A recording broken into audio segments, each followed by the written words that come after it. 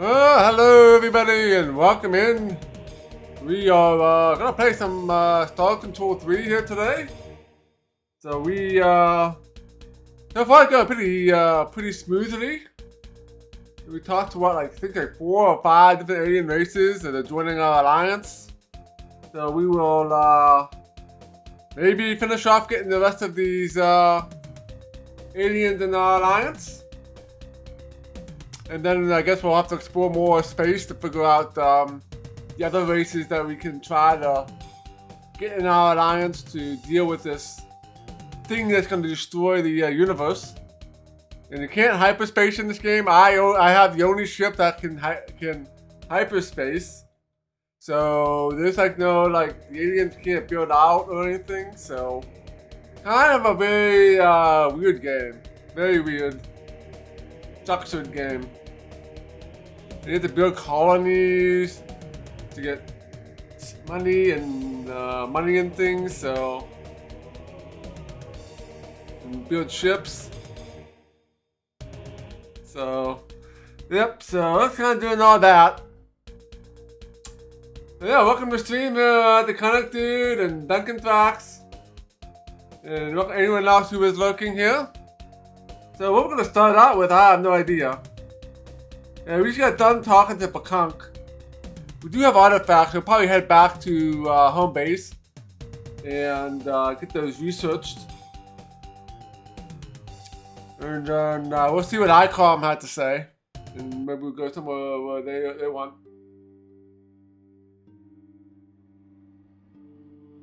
Oh, you never stuck with it till you play the early parts. Oh, so you guys probably got me play it to get the whole thing, right? So yeah, let's go ahead and get started with this game. And we'll see what we can do here today. Yeah, and we'll be playing some Underrail this weekend, so Saturday and Sunday starting at 1 p.m. We will be doing some Underrail. We're getting closer to the end game in that, but we still have DLC content to do too, so it's still gonna be a bit.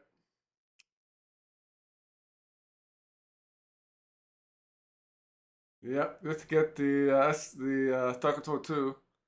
Alright, so yeah, let's how do we bring up the right application? So let's go and do that.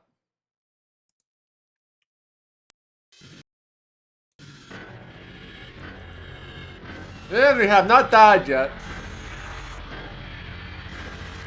We have not died yet.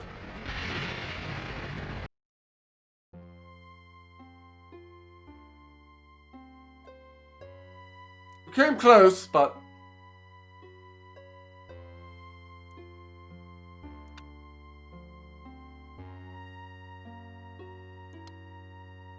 find the Pakunk. Yeah, we got another artifact, I think.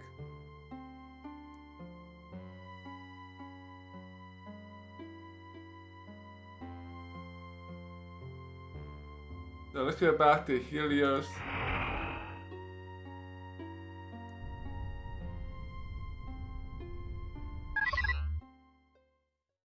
Hi, Captain. How can we help? Alright, Talk to you soon, Captain.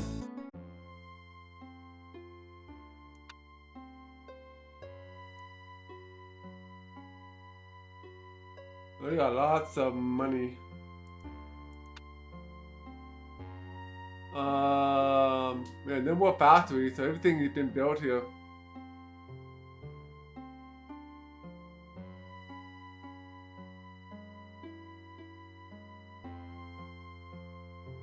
So it's all about building the cash and the ore. Alright, so we need to...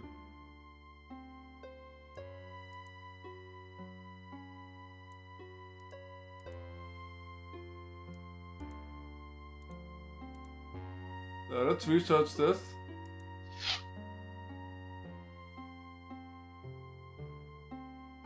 Pick up some...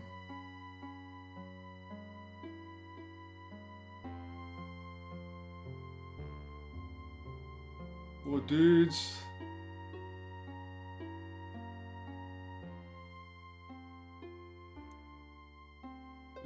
pick up some cash.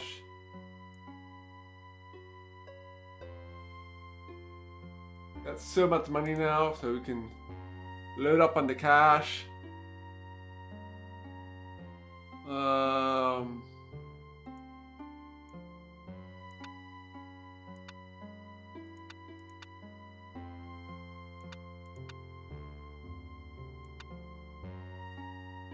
That's almost done already. Might as well wait.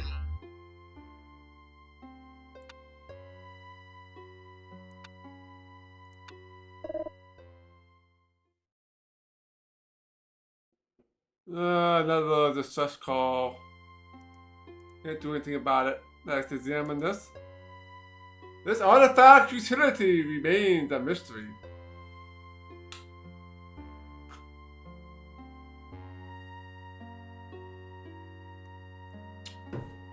Interesting.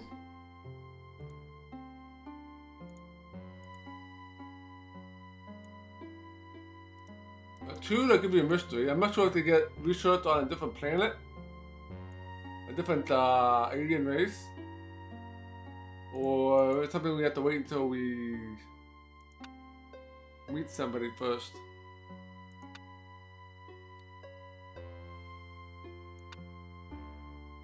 Let's check out this human colony. We recommend that you consult with the Earthling.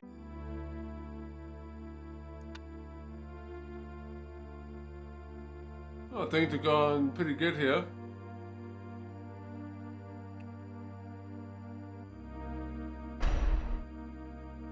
Another factory being built, so things are moving along pretty good there.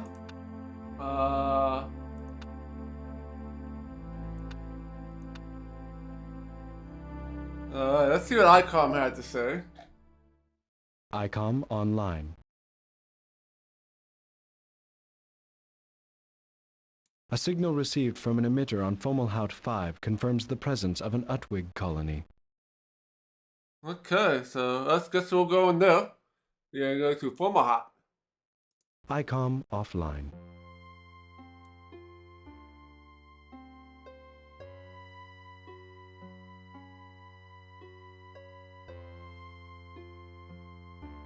Oh no, it's over here somewhere. Now we have the whole, we can go anywhere now. We've got so much fuel. Fuel is based on time. So the more time passes, the more fuel you get. It's from how many other, oh there it is. I knew it was over here somewhere. Hey there, Dr. Goa. That's an interesting, different game. Can't really give an opinion about it too much. All we've been doing is talking to aliens. Finding and talking to them.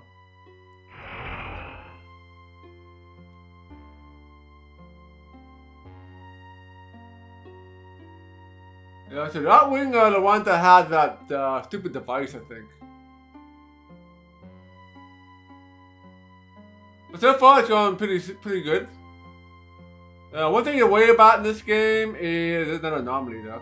The other thing to worry about in this game is that you can get yourself hard locked if you do certain quests out of order. Let's visit the colony here and get the Outwig on our team here. It is the legendary Earth Captain. A grand celebration is in order. You found our location and arrived exactly as the Ultron predicted. Why, thank you. Even though your warp bubble transport sent us to an unknown star system, you still found us in the manner the Ultron foresaw. I am High Proctor Borogarl, and I officially announce festivities in your honor. Many Utwig now bow before you and offer their profuse greetings. Yeah, I think the aliens are all animated puppets. So far, I mean, it plays like a Star Control game. I mean, you talk to different aliens and try to figure out what you need to do.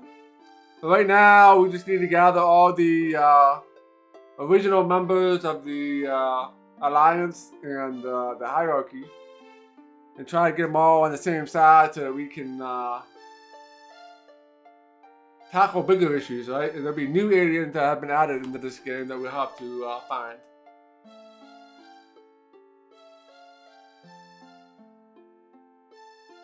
Oh, green to you too. I can update the status. Our status is one of grim determination. Our factories churn at peak production to process resources and spew out fully armed and fully crewed juggers. After all, you will note that we have donned the stern and steely mask of determined colonization in support of galactic integrity and stabilization. Acting on wisdom from the Ultron, we have steeled ourselves to continuously wear this mask, regardless of the dangers we face. Even if we feel an intense need for the mask of jubilation over the vaporization of a hated foe, or the veil of sorrow following the loss of countless of our dear brother and sister Utwig in battle, we will wear this mask, and only this mask, until our mission is complete. How may the Utwig assist the glorious captain? Yes, we were able to try combat. It's very similar to Star Control 2. I didn't find it any more challenging than Star Control 2 combat. Tell you about the history of the Utwig. Gladly. Were it not for the gravity of our mission, I would don the mask of ineffable pride and glee over the recitation of the miraculous yet utterly factual history of the Utwig, abridged. The Utwig story begins with the early Utwig, who cavorted about our world of Foz, completely oblivious to any sort of higher purpose. We took everything at face value.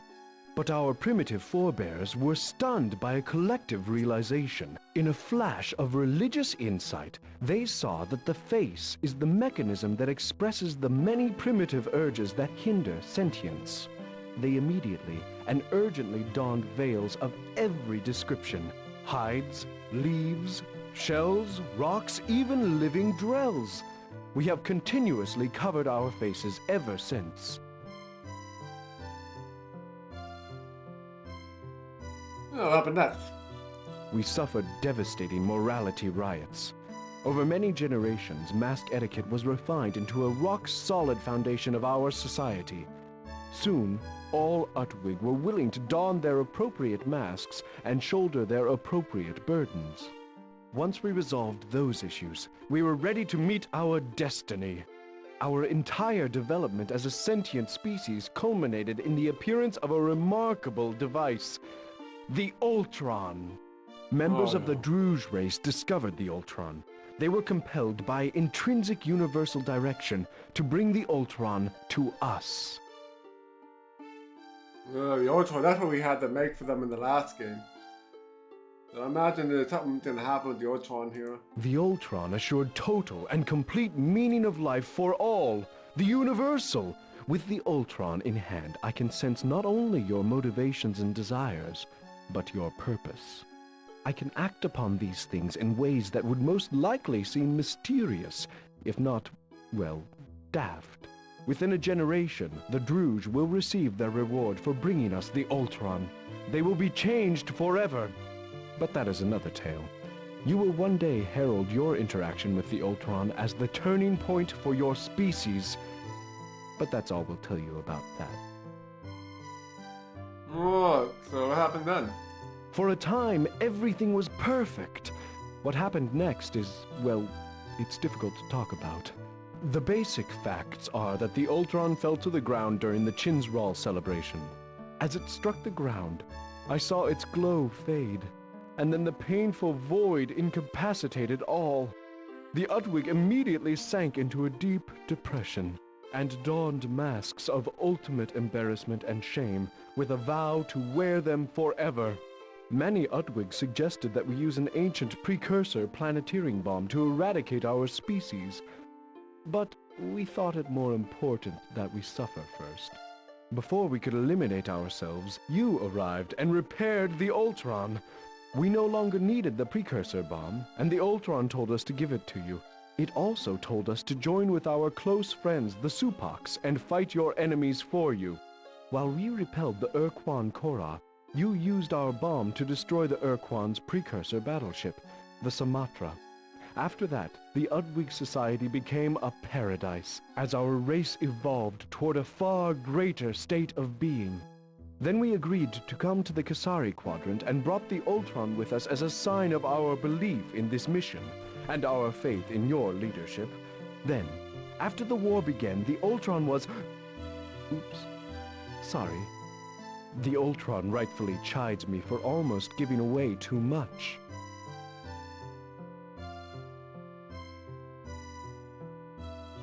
How do you know you're evolved? How do you know if you're evolving to a greater state? Yeah, this character is definitely unnerving. But these are aliens, right? So not supposed to all look nice. The Ultron told us so.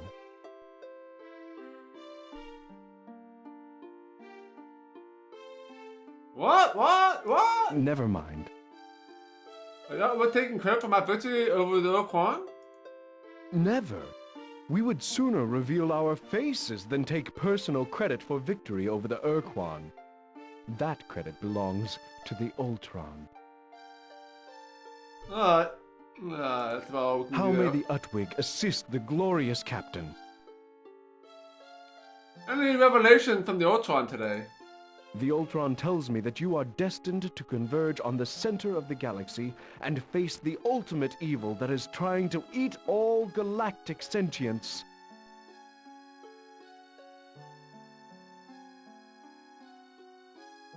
So what happened next? The Ultron says that you stop them through failure. Well, that certainly seems cryptic, even to me. Wait, what's that, Ultron? Oh, I see. Now I understand.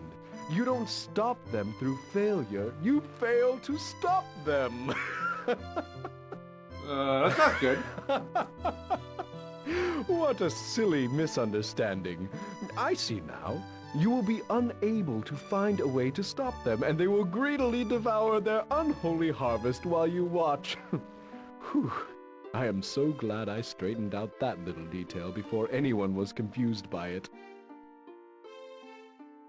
Great. That should have vote of confidence. Anything else? The Ultron says that danger looms over the Supox expedition. Tragedy and dark places. Poor Supox. Our dear friends. Did they say anything else about that? A meddlesome old friend will unexpectedly return with bad news. Anything else? The Ultron says that the Vux are a very disloyal race. They pay lip service, or rather snout service, to League ideals, but they hate the League and seek to destabilize it. They seek to betray you. I've seen that coming. I always saw really talk to the box already. I always see that coming.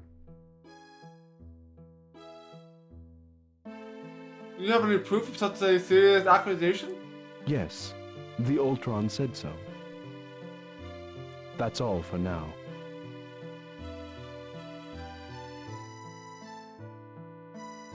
Alright. How may the Utwig assist the glorious captain? How about anything about the precursors? Before we had the Ultron, we had only discovered the merest traces of the precursors. We once found one of their bombs during standard exploration procedures on a planet in our home quadrant. But our direct knowledge of the precursors comes from the Ultron, which says that the precursors were the most advanced race in the galaxy. They were interested in other races reaching their level of development. But they were forced to... What? Excuse me a moment while I commune with the Ultron.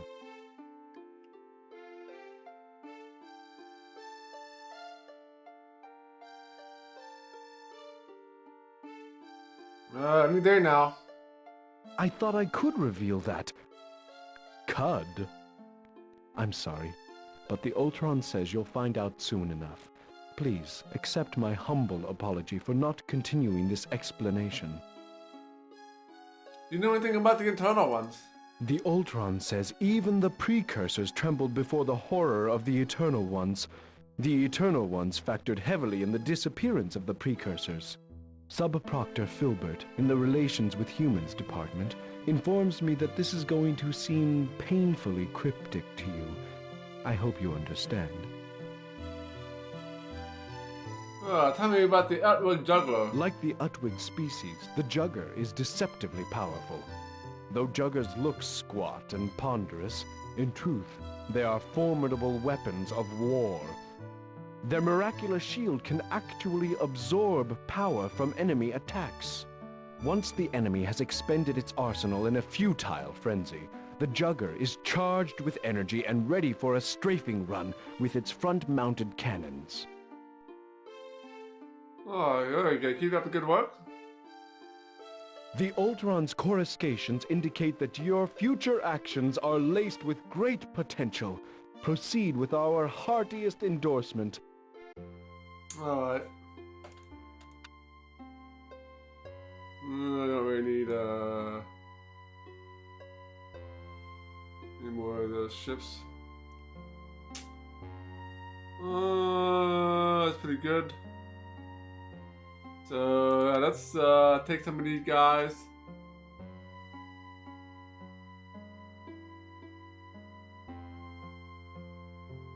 We need to find the ores.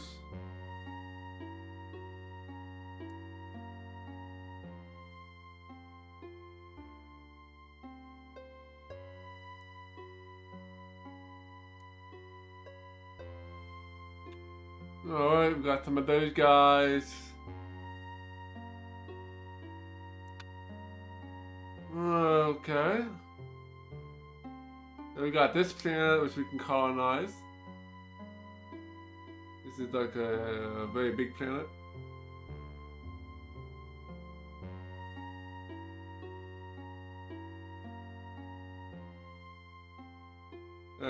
Pretty much looking for any planet with resources on it. If it doesn't have any resources on it, really doesn't matter. This also is a good planet too.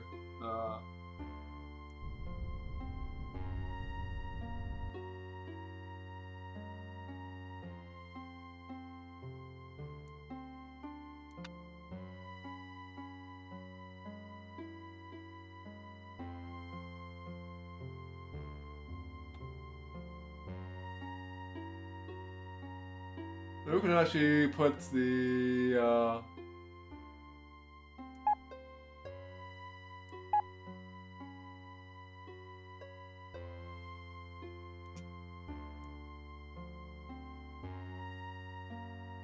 you want 5,000 there.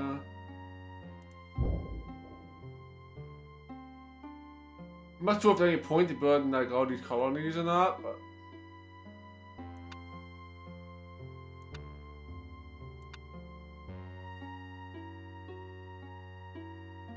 oh, let's go to the anomaly.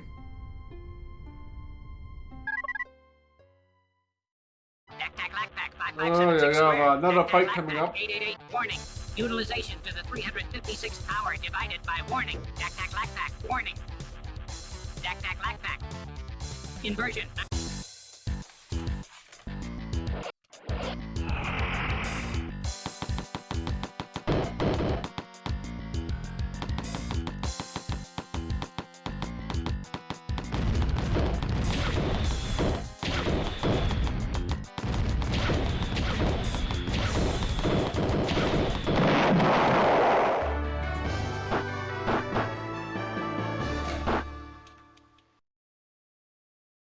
Okay, battle 1.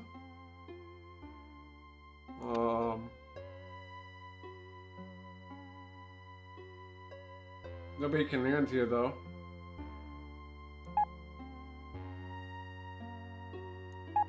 Oh, can I get here? So let's go and dig.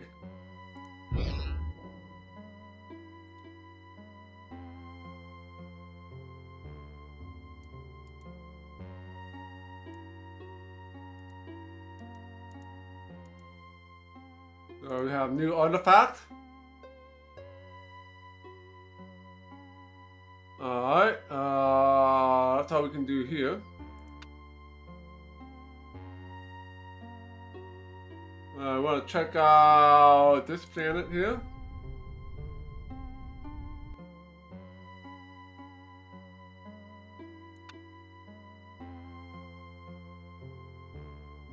Looks like anybody can land. It need to be green.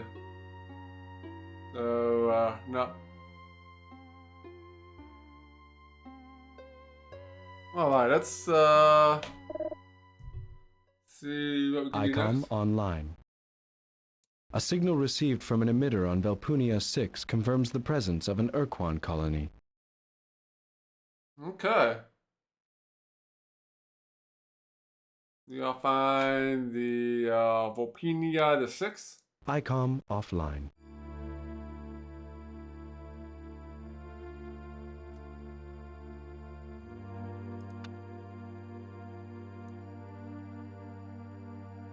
I have no idea what this is at.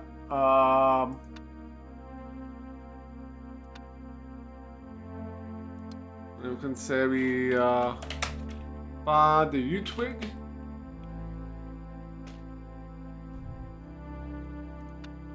So we need to find the Volpinia.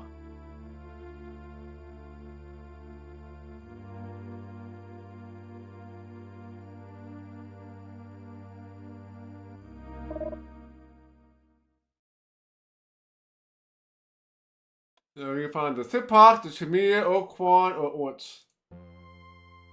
So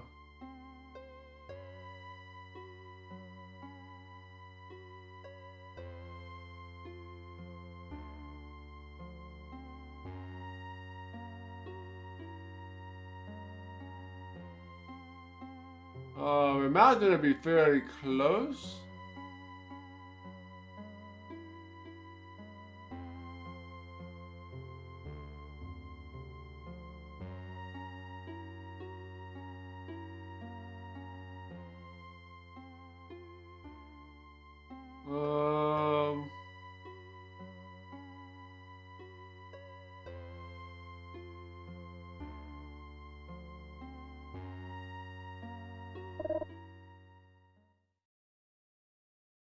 Um, my con. We can't do anything about that right now. I already did everything I can right now. I need to wait for an event to happen, I think.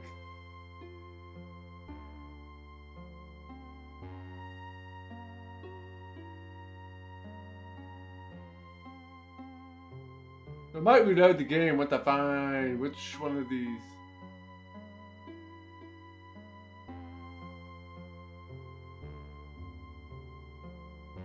Planets is the Volpinia.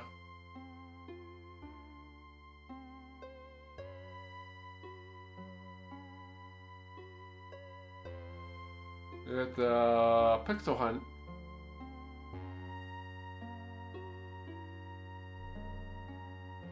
Yeah, once we find all the races, it won't be as bad because we'll know where exactly to go.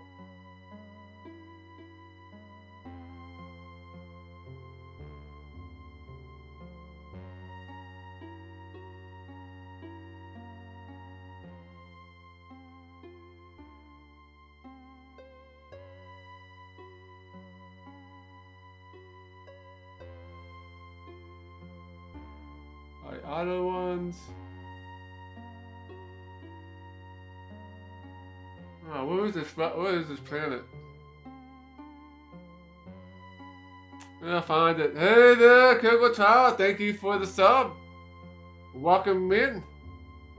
We go pixel hunting and trying to find the right planet we need to go to, or right system, I should say.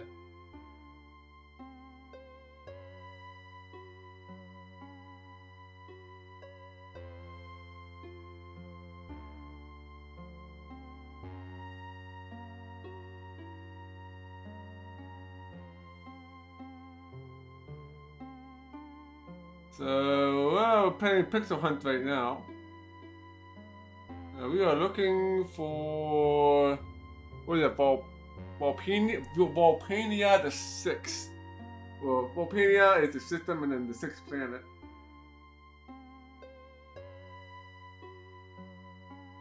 There's no star map. No star map. This system's not that big, but big enough that you can't find anything.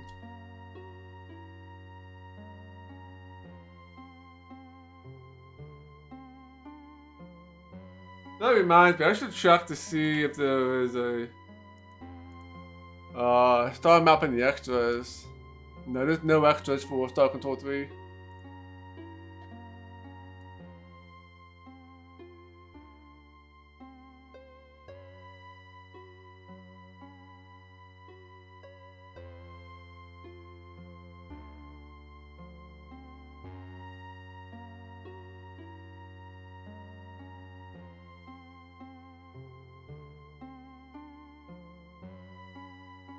It's sealed.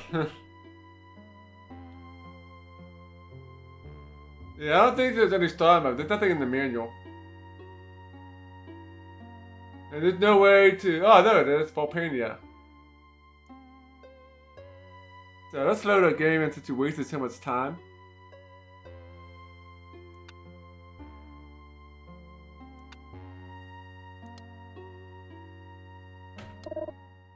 Well, there was one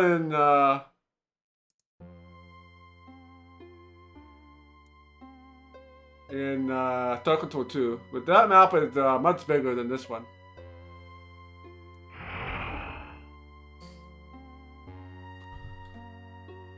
What have we got here?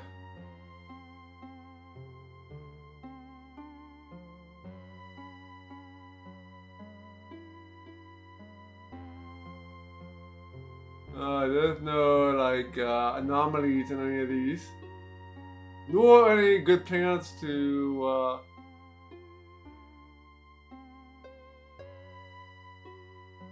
put myself on. Alright, this should be the old Quan, I believe.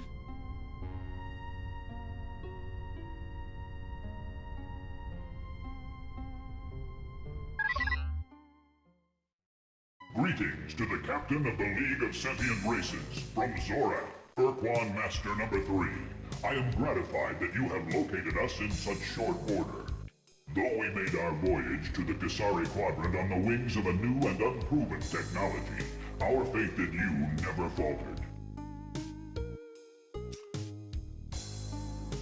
That's good. Give me an update on the status. We have begun colonizing with zeal, and even now, our factories churn at full capacity to spawn our latest production model of the Dreadnought. Our fusion plasma weapons are more powerful than ever, and the warriors who fly the autonomous fighter craft launched by the Dreadnought are ever ready to die in service to the League. Hey there, Givix. Welcome in. Yeah, I'll give you a shout out here.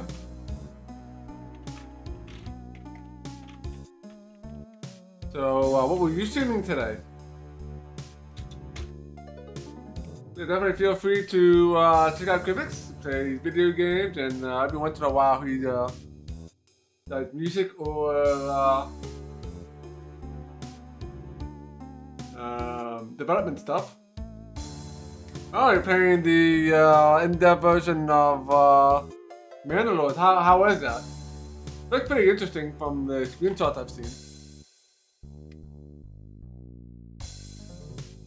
Alright, let's see what we can see here. Great, glad to hear it.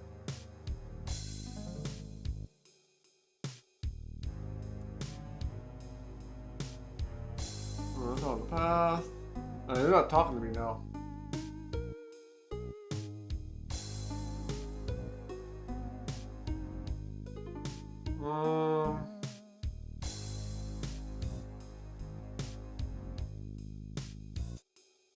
A little bit buggy.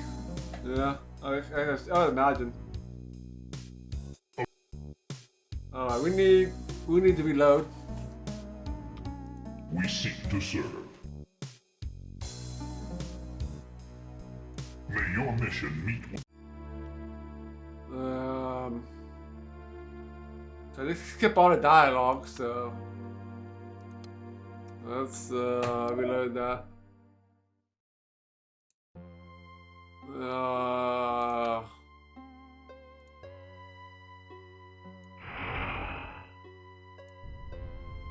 think when I alt-tab that, it kind of screwed everything up. Unless the dialogue for Quan kind of screwed up. Greetings to the captain of the League of Sentient Races, from Zorak, Urquan Master number 3. I am gratified that you have located us in such short order. Though we made our voyage to... We have begun colonizing with zeal, and even now, our fusion plasma weapons. Yeah, glad to hear it. We will stock your precursor vessel with Urquan dreadnoughts. In return, we expect more planets for Urquan colonization. Sound great. We recognize that we have much to prove to you, to atone for our all-too-recent and all-too-lengthy doctrinal wars, which you brought to an end when you defeated us and destroyed our precursor battleship, the Samatra. In our reckless zeal to carry out our misdirected doctrines, we tried to enslave or obliterate all sentient life in the galaxy. But now that is in the past, and we seek to aid you in your quest for the precursor artifacts that will stabilize the fabric of the space-time continuum.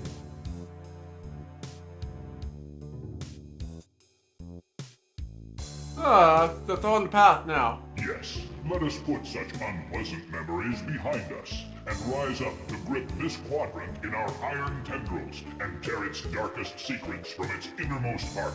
I mean, in a manner that respects the rights of all sentience, of course. Of course. We are in alignment with you, Captain. How may the Urquan be of assistance to the elected leader of the League of Sentient Races? Alright, tell me about your dreadnoughts. The Dreadnought is a prime fighting vessel. It is the most powerful ship known in our home quadrant. The only ship to rival it in sheer firepower was the Korra Marauder. Of course, that doesn't count one-of-a-kind precursor vessels like your old one, or your new one.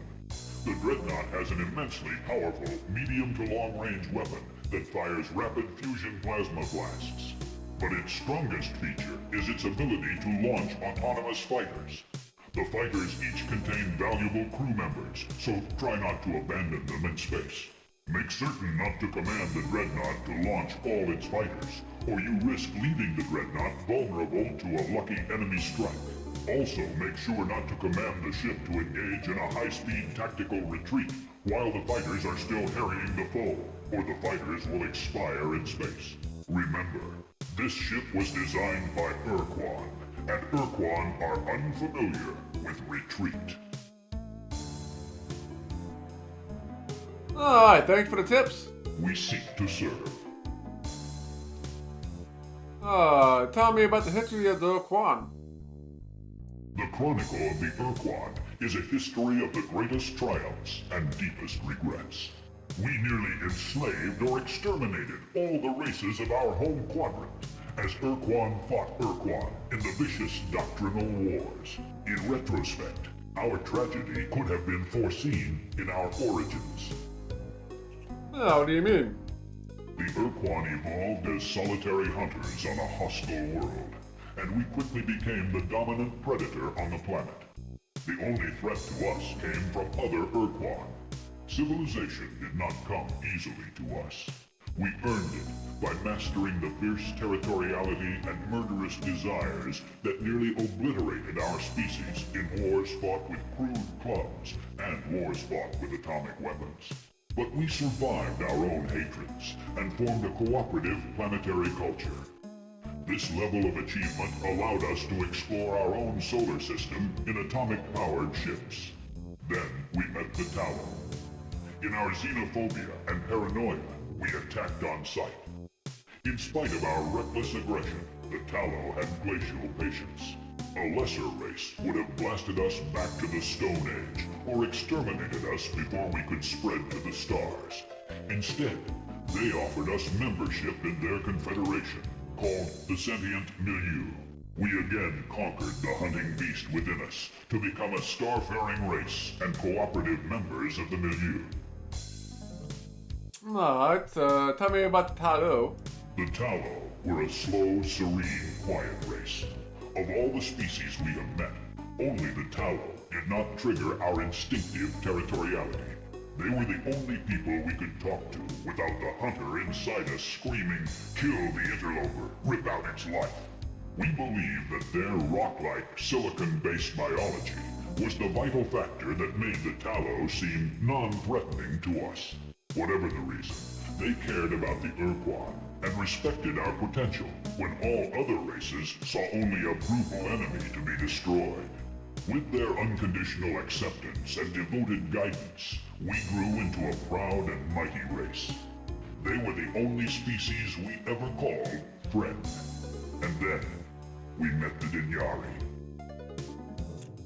Alright, so tell me about the settlement Maru. Nearly 25,000 Earth years ago, our home quadrant birthed the greatest confederation of starfaring races ever known. The sentient milieu existed to provide a safe haven for emerging sentient species. It governed itself with an enlightened respect for all species, much like your League of Sentient Races.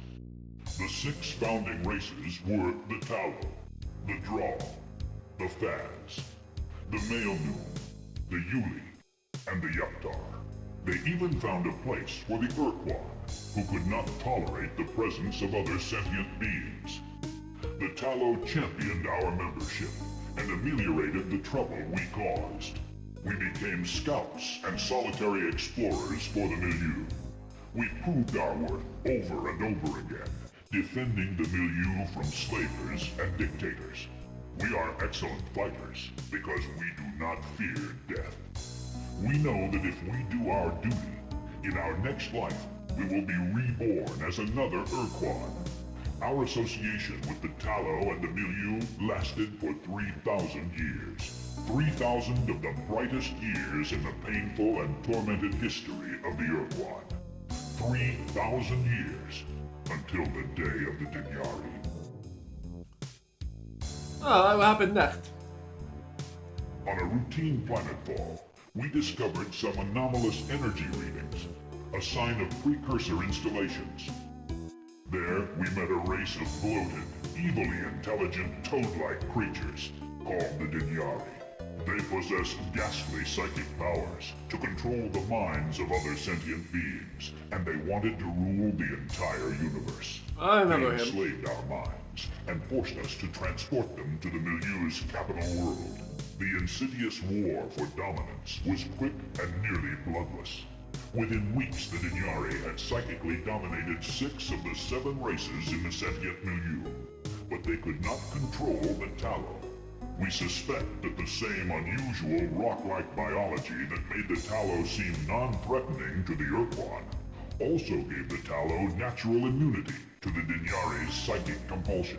But the Tallow had no immunity to the weapons of the Urquan. While the Tallow labored to create a device to free us, the Dinyari ordered us to open fire on our dearest friends. The Tallow refused to take up arms against us and were slaughtered. To our eternal shame, we committed genocide, burning them from the face of the galaxy.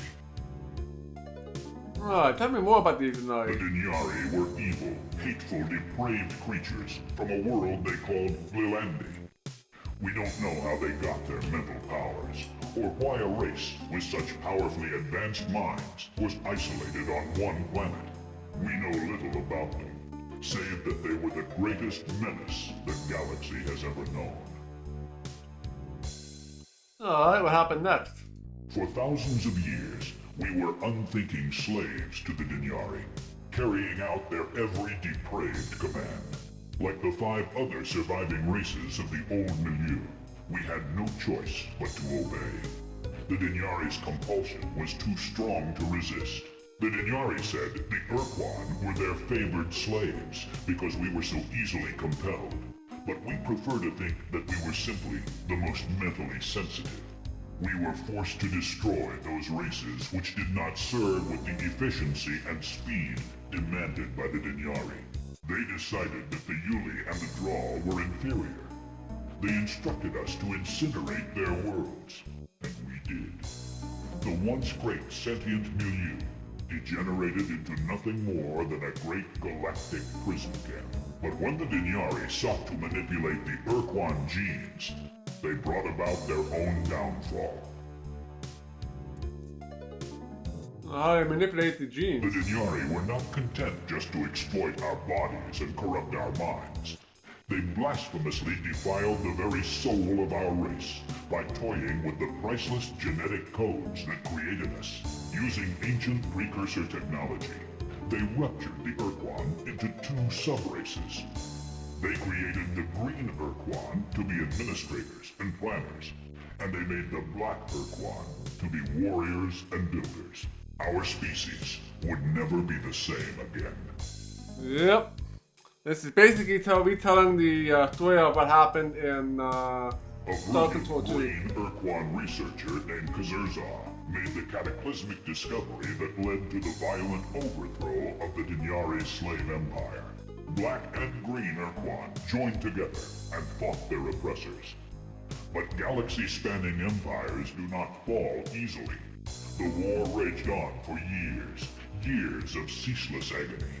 We allied with races like the Fads, an old ally from the sentient milieu. Finally, the great Urquan slave revolt was won. But in our jubilation over our great victory, we sowed the seeds of a greater downfall. Let's try the Kurzar discovery. Kazurza had been commanded to study the severe mental trauma caused by long-term exposure to the Dinyari's psychic compulsion. Kazurza knew that when a slave died, the Dinyari who controlled the slave had to rapidly disconnect from the slave's mind, or the Dinyari would die as well. But Kazurza discovered that the Dinyari also temporarily disconnected when the slave experienced extreme, nearly lethal pain. Kazurza entered a state of excruciating pain, and in a moment of freedom, broadcast this secret to the entire universe. In all parts of the Dinyari slave empire, the Urquan gashed open their own bodies, burned themselves, hurled themselves into jagged heaps of scrap metal, anything to purchase the few precious seconds of freedom necessary to grab the nearest Dinyari and crush the bleeding creature to jelly. This primitive mortification of the body gave way to more sophisticated tactics. Alas, Kazurza did not survive to see the day that the Urquan perfected a ghoulish torture device called the Excruciator. They inserted the Excruciator directly into their own brains, where it unleashed an unending stream of agony, which released them from the grip of the hated Dinyari. The gutless slavers squeamishly recoiled from the minds of the Urquan and were slaughtered. We butchered most of the Dinyari, but made the mistake of leaving some alive to serve as our translators. Alright. Hey there, Doc something 11? Not sure yet. The combat system is more or less the same. It still has the same exploration of talking to all the different alien races and finding the artifacts to help us on our journey and to solve the mysteries of the universe. But there's some major differences with the making of the colonies. You can build ships, and there's no more finding, as far as I know, there's no more finding the rainbow planets and making a whole bunch of money off of them. You make your money off of all your colonies, so to speak. So it's kind of the same, but sort of different.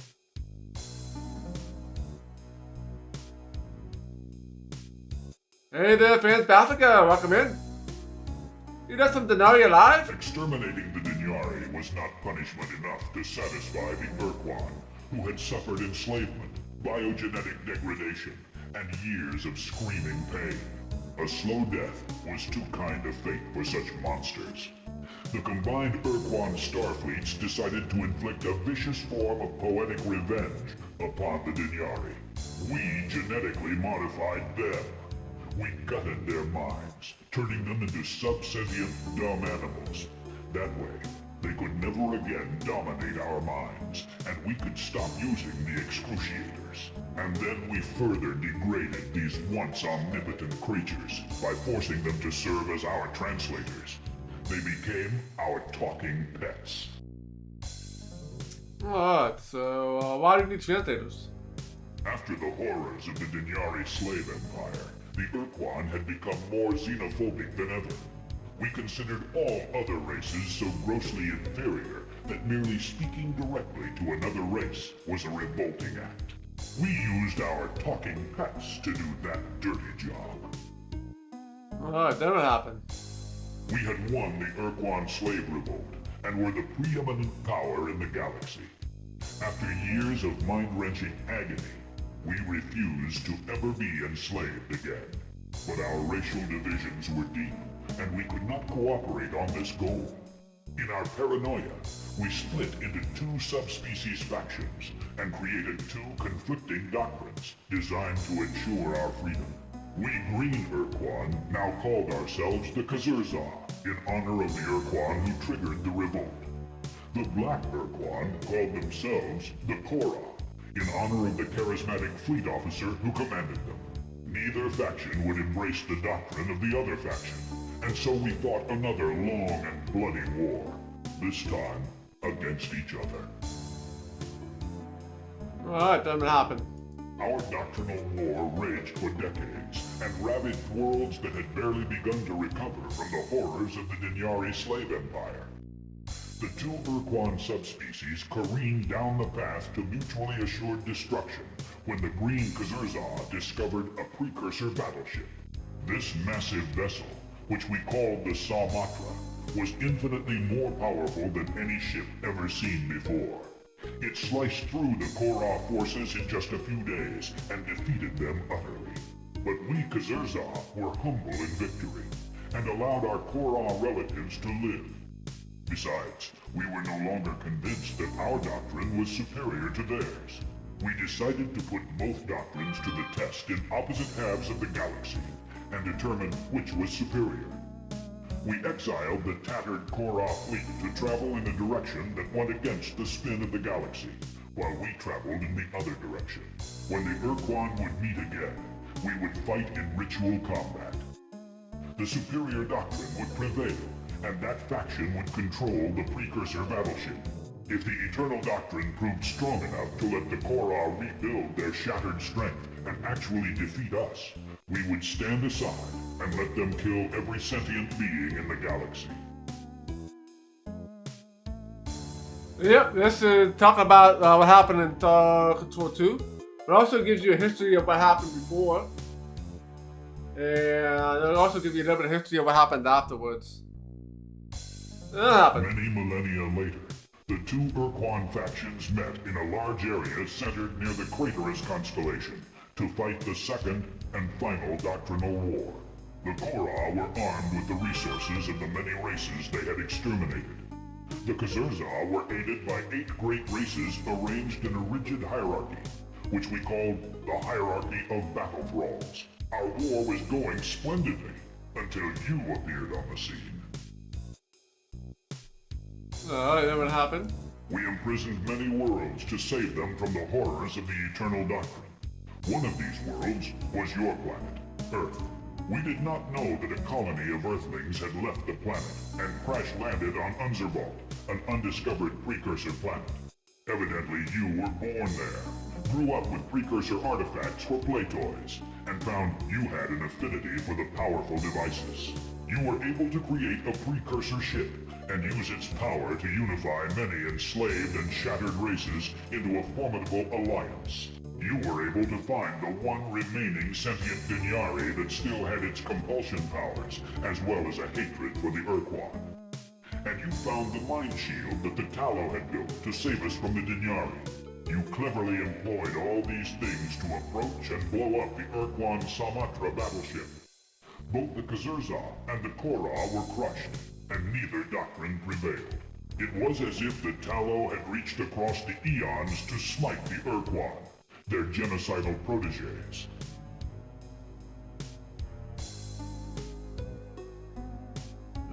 Alright, then what happened? Yeah, he's a good one. We'll be getting some chips off of him after we get done talking to him. The remaining Kora refused to surrender. They were taken into custody by your alliance and remanded to our care. The remaining Kazurza surrendered, realizing that neither doctrine was correct. all Urquan gave up our reliance on the Dinyari to translate for us, and now speak directly. You did not destroy either faction of Urquan, and representatives of Green Urquan came along on the expedition to demonstrate our new status as functioning members of the League. Even though there are Koran observers in our expedition, we brought none of their marauder ships to the Kasari Quadrant. Daily contact with the Korra reminds us of the great punishment we must bear. What punishment is that? The unnatural genetic division of green and black Urquan remains to this day, causing no end of sorrow and distress for us. We feel palpable pain to look upon an opposing member of our divided species. Our race will never be whole again, and there may be no hope for the two factions but to partition our species forever. Alright, that's hard. Can I really get to work? Yes, Nothing further this time. Carry on, Urquan. may your mission meet with the greatest success. Alright. I have everything built already.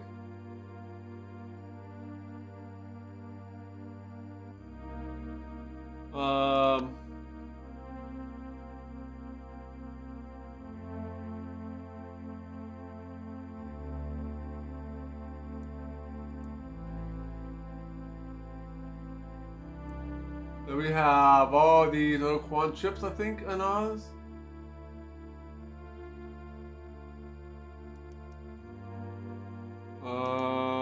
So we want to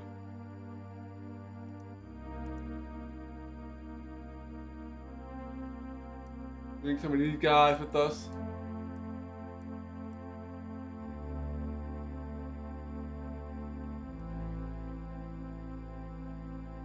So that just transfers to crew. Are these ships ours?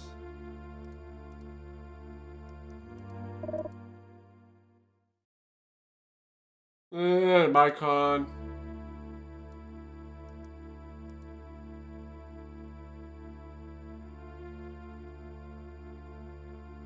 I want to do that.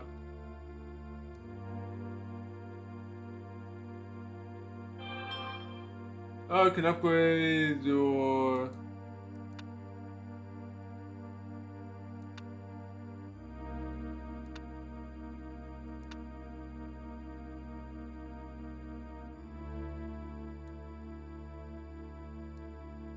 I have no idea what I'm doing.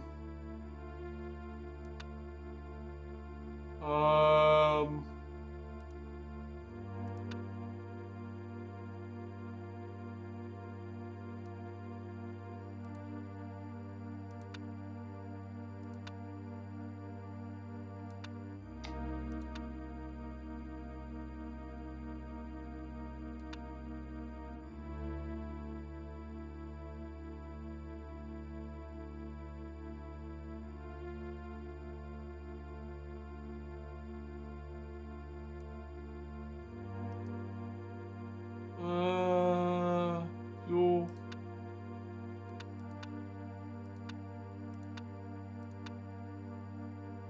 Oh, that's nice. So that tells you all the systems are. That'll help out finding out where we need to go.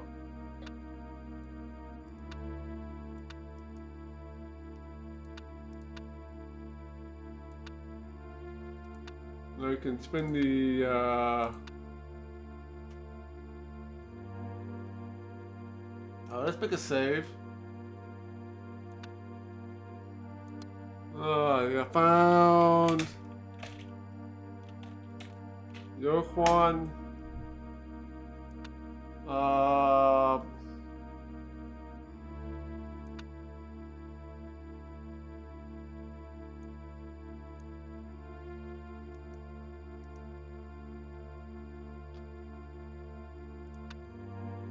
I guess we should go to another planet and come back. Captain of the League of the Dreadnought, of course, but it makes also remember. We seek to serve. May your mission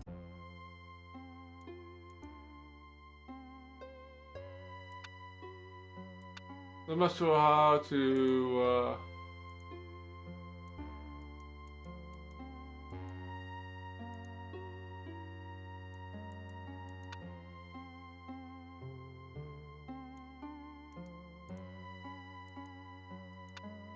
get the ships, so we can always come back when we need them. They'll be building more, we'll be able to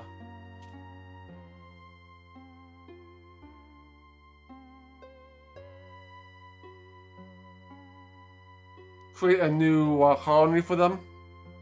We'll find a planet for them to colonize.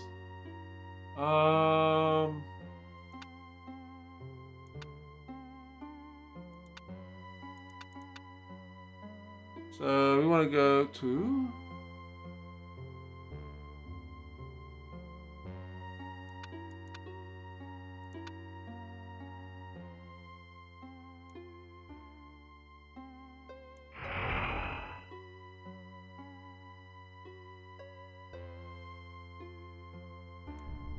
let's head here.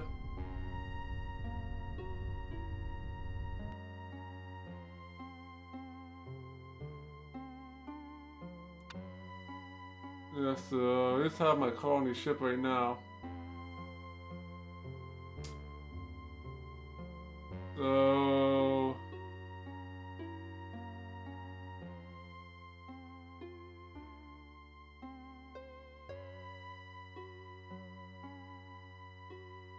use the oak one here.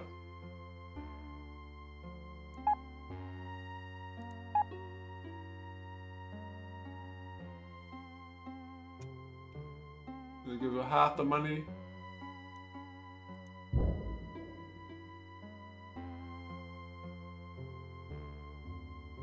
Okay.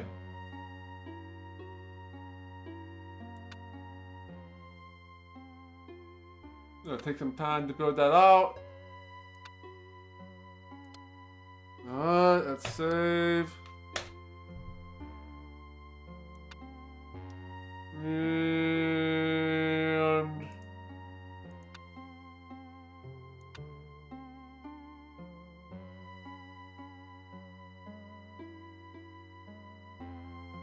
Helios. Yeah, let's identify the artifact they picked up. Hi, Captain. How can we help?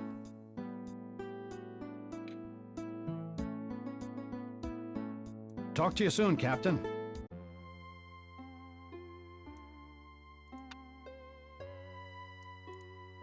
Let's research.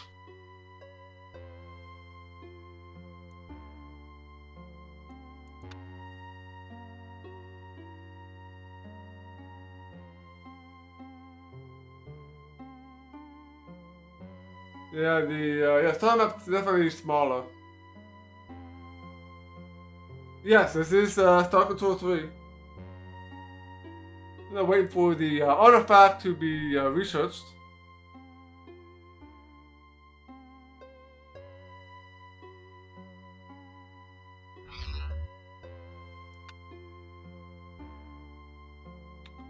What do we got here?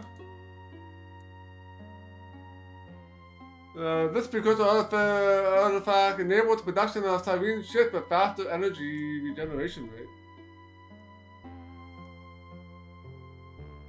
And this artifact enables production of Oak ships with a faster firing rate.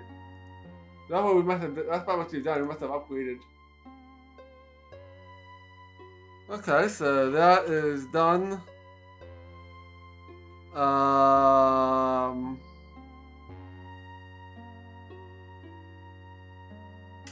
Let's talk about the Janus and see if we can pick up that anomaly there. We couldn't do it before.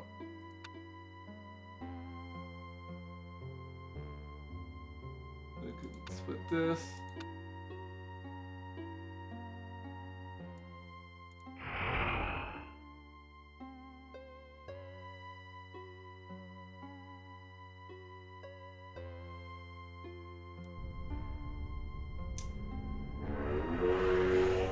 Let's go and see if we can actually pick this one up.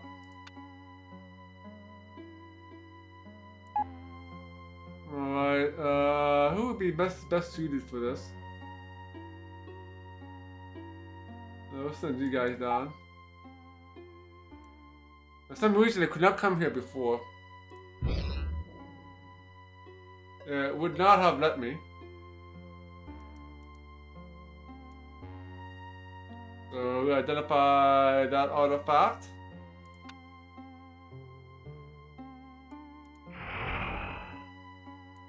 Let's go back and get that identified.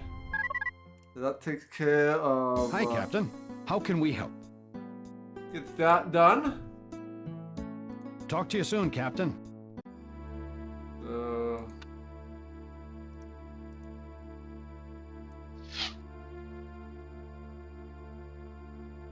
Alright, and that's what. We'll wait for this to get done.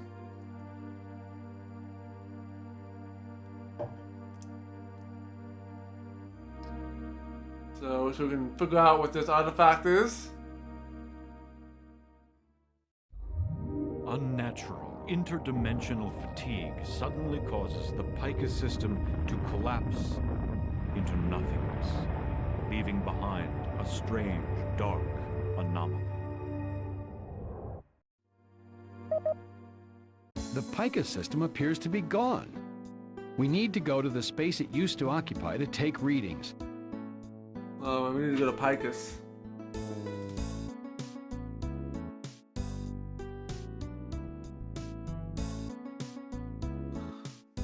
Oh, that's a thing we need to do.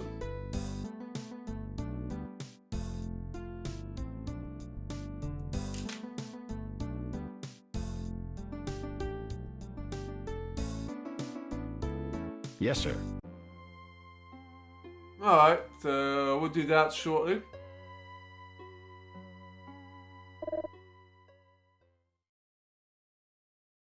The Micon, of course. Can't do anything about that right now.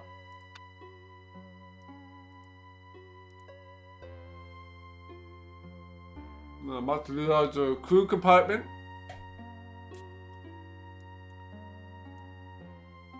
So we'll probably have to find the alien race before we can use it. I don't know what it was used for.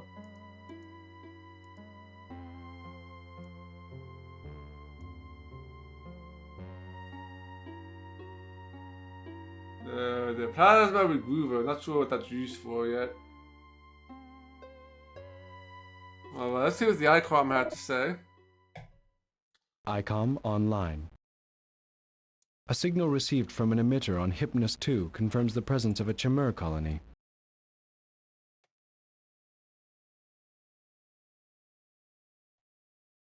Alright, so we got the Chimeras. ICOM offline. We can go and talk to them.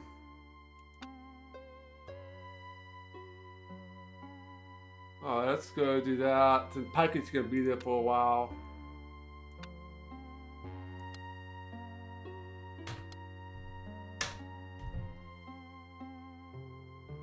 Let's save and let's pick up some more money.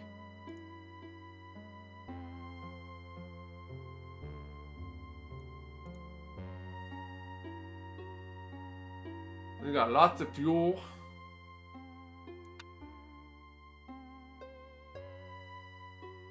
Okay, and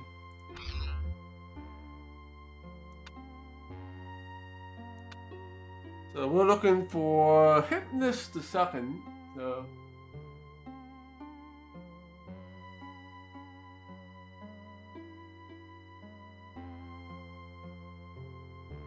Picus is down there. You cannot zoom this map in at all.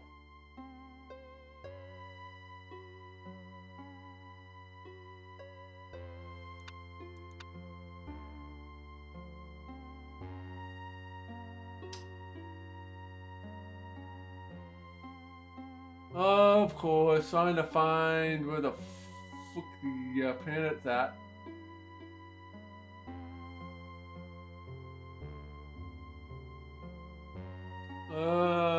There it is, right here.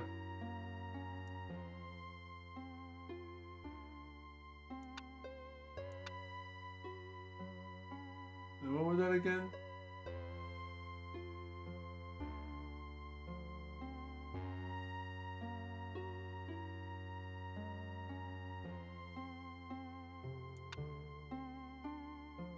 Hitting this right there.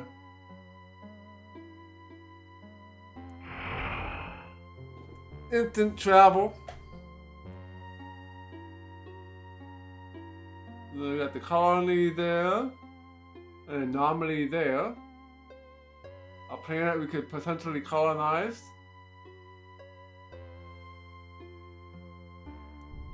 So let's go talk to the Chimera. We greet you, human captain. Welcome to the Chimera homeworld in the Kasari Quadrant. We are gratified that you have survived the rigors of the warp bubble transport to the Kasari Quadrant.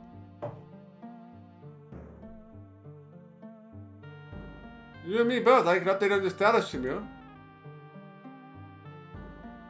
We have initiated colonization at high productivity levels.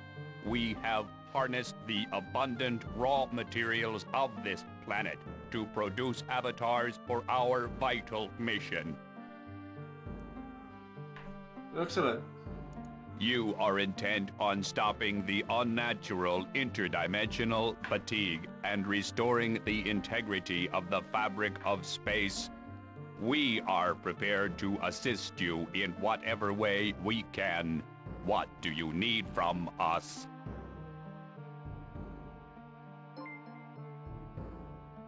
Hey there, Klipishkin. Hey, thank you for the tier 1 sub. Very much appreciated. 9 months. Happy Friday to you as well. Let's go find out some more about the avatars, I guess. Avatar battleships are devastatingly effective fighting vessels. With competent tactics, these ships can defeat any ship in space. The Avatar's main weapon is a laser of unparalleled power, with living crystal to amplify the beam of coherent light. This primary weapon is supplemented by 3 orbiting zap stats. These smaller vessels automatically shoot enemy ships and missiles. This secondary weapon is in turn supplemented by a strong tractor beam that focuses artificial gravity on an enemy ship. The tractor beam can drag the enemy into the lethal orbital path of the zap stats. Okay. Oh, yeah, about the precursors. We'll do the history last, 'cause that's going to be the longest one. Longest dialogue option. The precursors were a mighty race that vanished for reasons we cannot comprehend. We suspect there is a link between the collapse of star systems and the disappearance of the precursors. We also suspect that the Mernmerm were a result of precursor machinations. Alright. What do you know about the internal ones? We know as much as you know. Which is not much at all. Oh, what about the history? The Chimera were once 2 separate races. The crystalline Chen-Jesu and mechanical Mernmerm.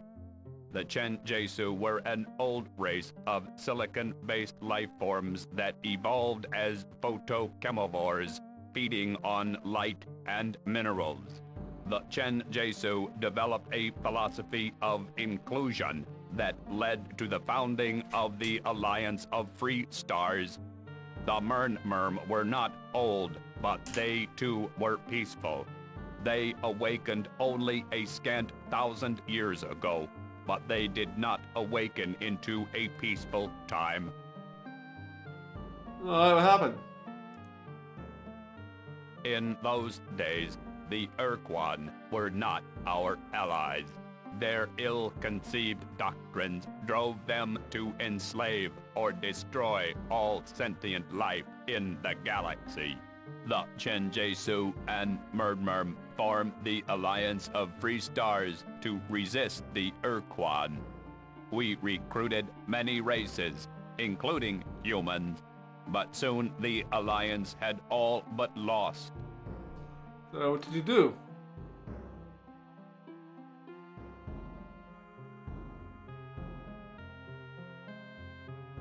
The Chenjesu and Murdmurm retreated from the struggle to undergo hybridization into one race.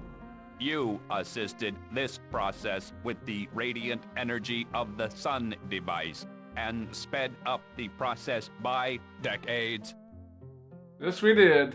This We all happened emerged in, as the Chimur, not two races, but one voice and one body. This process allowed us to enhance your weapons and facilitate the cause of destroying the Urquan battleship, the Samatra. happened then. The Chimur took responsibility for eliminating the remaining Urquan during the time your escape pod was missing. We freed sentient races from the crimson prisons of slave shields during the time you recovered from your war wounds. We have accepted the Urquan as allies in this mission, but we still watch them closely. Since you are the elected leader of this mission, we defer to your judgment in the Urquan matter. Dude, why don't you trust the Urquan? We do not mistake the Urquan surrender for submission. We have studied the Urquan for millennia. Once again, the Urquan struggle with themselves to define their future. Keep an eye on them for me.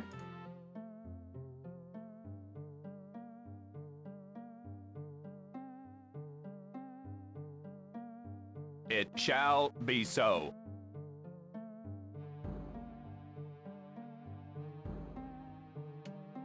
Do you have any evidence that the Urquan might not be loyal? We have no hard evidence, and the Urquan conversion appears sincere.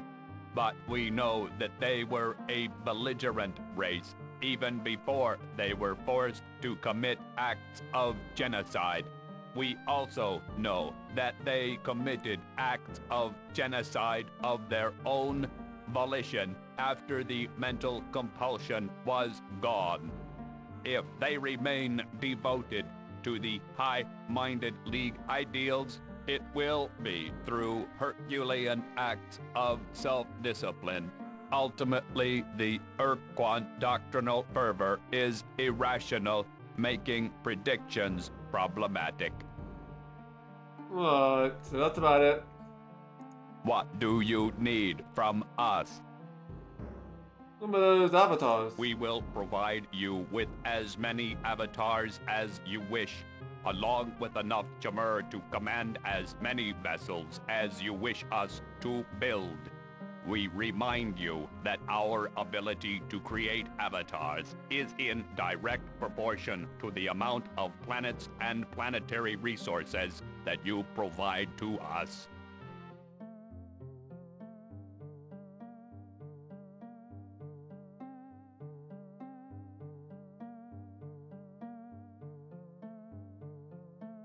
What? We accept your leadership. That's about it for these guys. We await your return. Okay,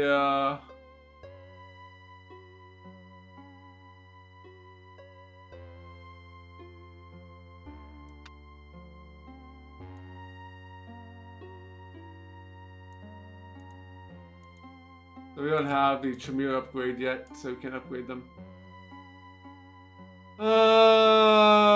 So we want some.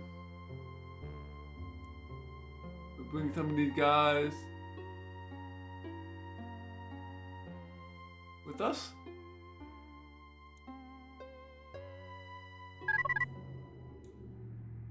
I offer you greetings, my shining one. We Arelu are so pleased to behold you again. You surpass our greatest expectations. We are very proud of how far you have come since we defeated the hierarchy of battle thralls together recently, or so long ago, depending on your proximity to time. But it was a glorious victory, and one that becomes you so. And now, behold, you have a new precursor vessel at your command. Our vested interests in your development have been richly rewarded. Yeah, they said it was bad, but so far it seems to play like a Star Control game. I mean, obviously there's new functionality with the colonies, but it's pretty much the same sort of thing. You go around, talk to aliens, and gather artifacts, and figure out which artifacts you need to get certain races to join your alliance. But in this game, I think all of the aliens that are left over from the first game, or from the Star Control 2, will automatically join your alliance, and then once you have to go out and get the new races to join our side.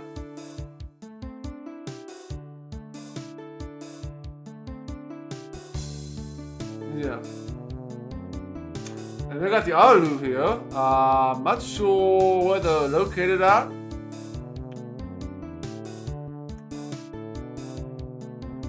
But yeah, well, good to see you too. We are well pleased, my bright and shining one. Your achievements glow, but your potential shines.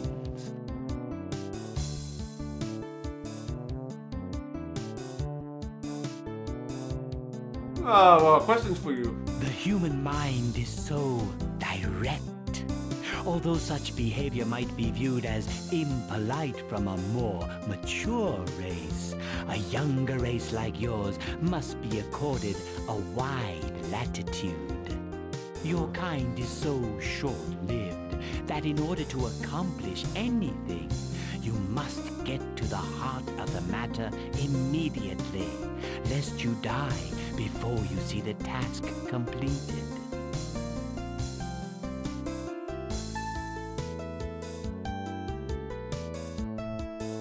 Well, it's been since we defeated the hierarchy of the battle thralls together. We are many places at many times. This place is an easy place, one of the 10 easy places. At different times, we explore different easy places and places in between. That is our way. Oh, I can see from the look in your eyes that I have confused you again. I am silly. Please disregard my words.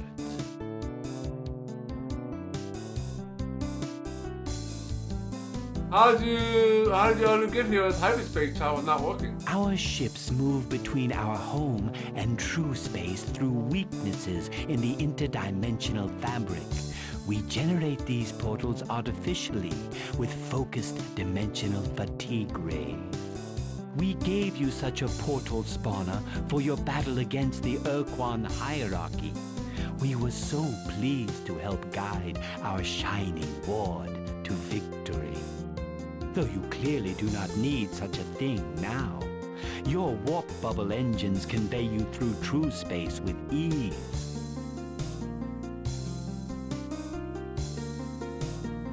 My new precursor vessel doesn't need a portal spawner, but all of our allies could do some, so how many can you give us? No. You mustn't use such technology again.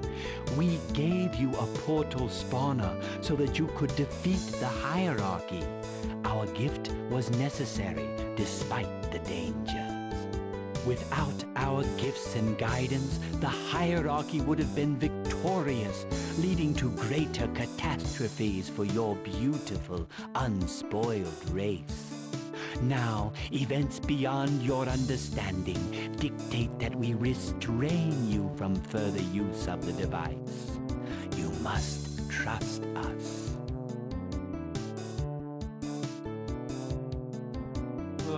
Another question. Ask me what you will, my shining one.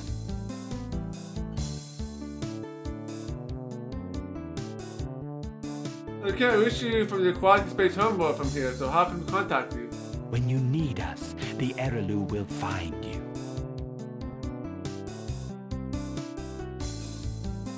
We wanted you guys along for the mission, but we couldn't find you. Forgive us if we forget the importance you attach to such events as this. Our context is infinitely broader than yours in scope, both in space and time. Nevertheless, to please you, I shall try to recall.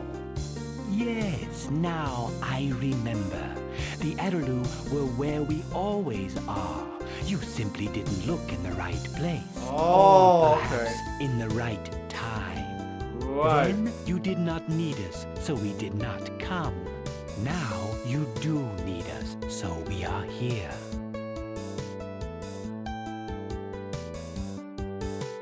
Hey there, Parallax 4. Yes, I can now refer as the Shining One. Yes, Dark Control 3 seemed fine by me. There is one problem with the game that I've read about. That if you somehow miss event A, but you do event B, you will not be able to do event C, which will deadlock you.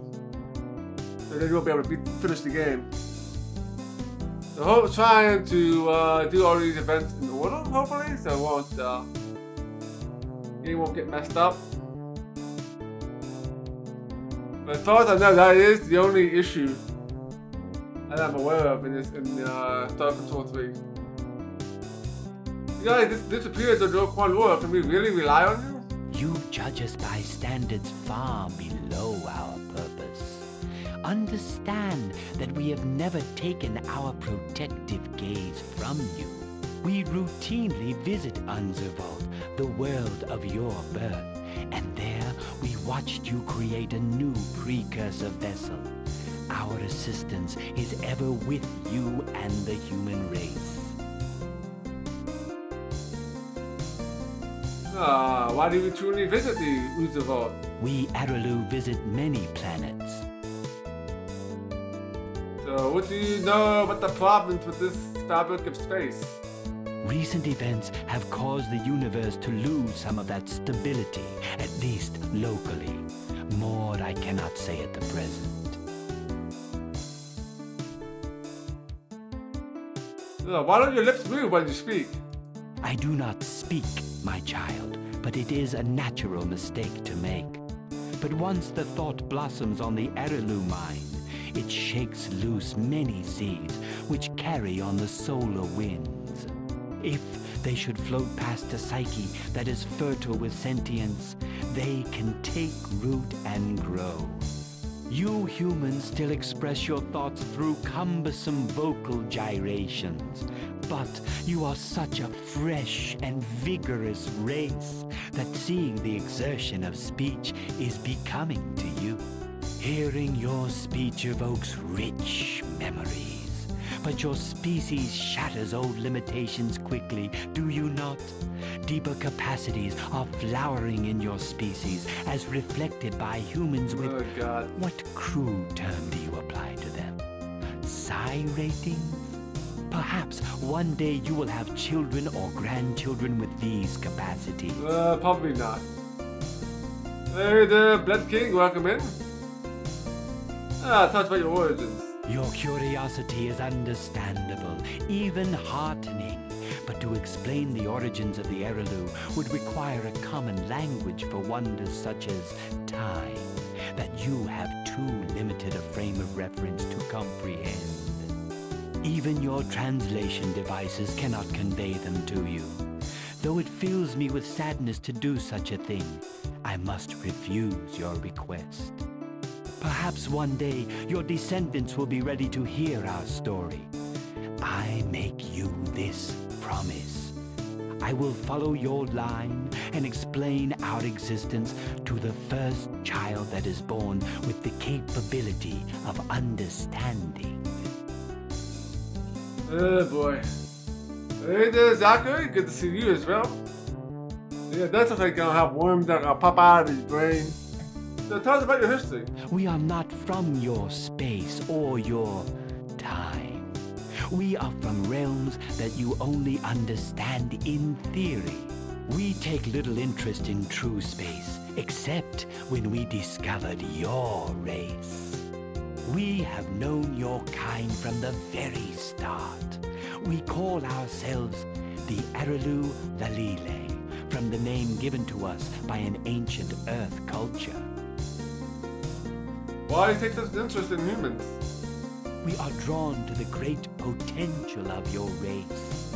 We have protected and guided and molded your race from the beginning. When humankind reached the stars and joined the alliance of free stars, we had to reveal ourselves for your safety. After the Urquan enclosed Earth in a slave shield, it was clear that your people would now be safe without us. We decided to return to our nook in time. But then, you appeared, a human child born on Unzervault, commandeering a precursor vessel and challenging the full might of the Urquan. We knew that humans needed us again, and we returned, just as we return now.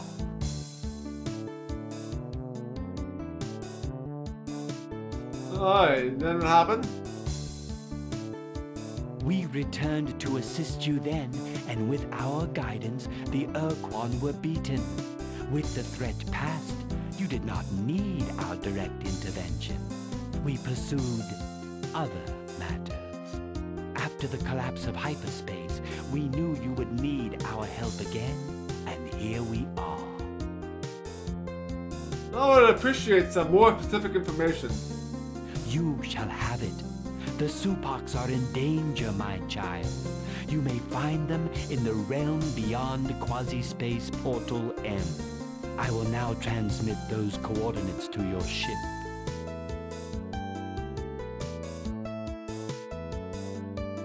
The Quasi-Portal M. So you can find the Supocs.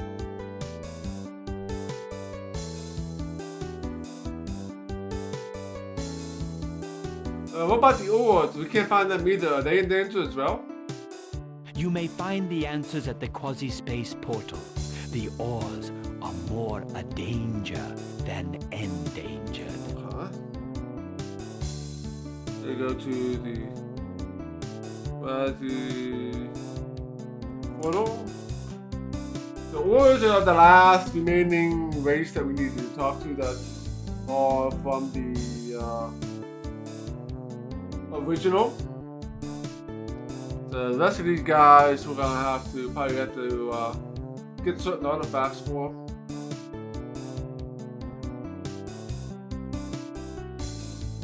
The Oars are dimensional travelers like you, isn't that right? The Oars are dimensional travelers, but are not like the Arelu. They are a projection into this realm from elsewhere.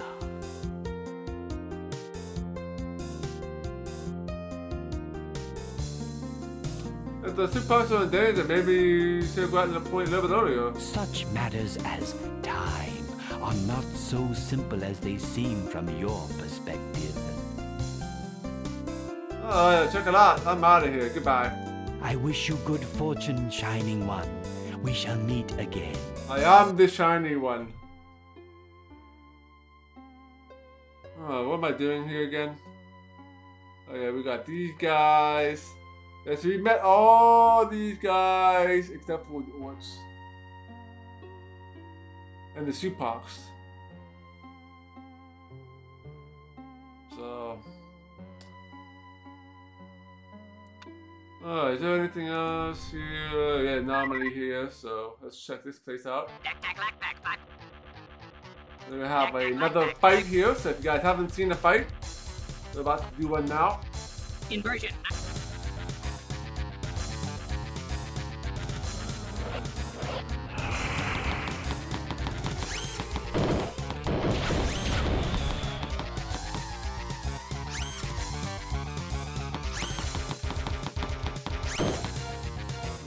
Alright, you're almost dead.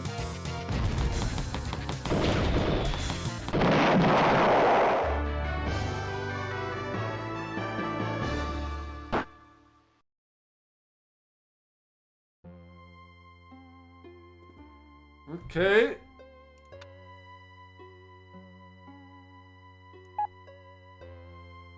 So, well, except these guys back down again, I guess.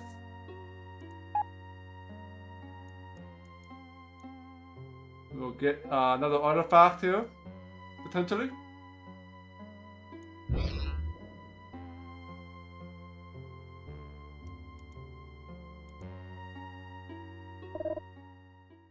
No, what's going Sir, on?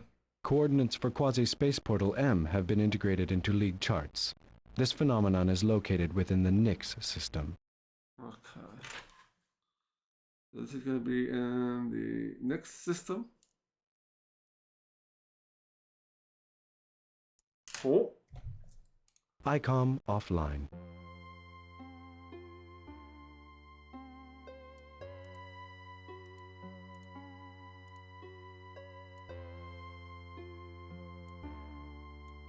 So this is the new artifact. Oh, right.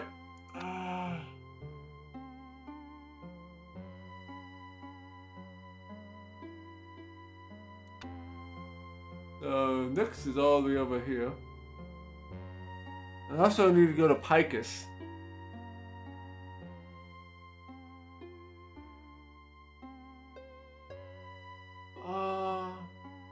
Before we do anything, let's make a save.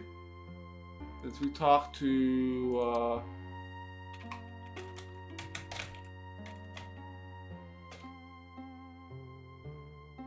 the Chimere.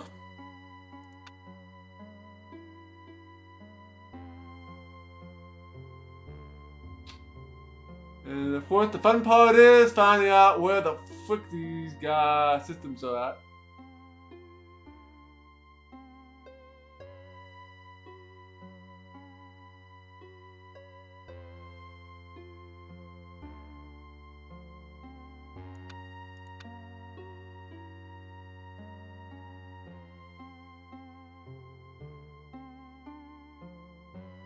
Oh, there's Picus right here.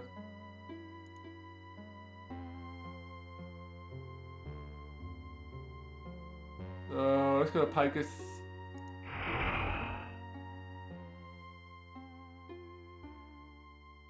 What are we supposed to do here?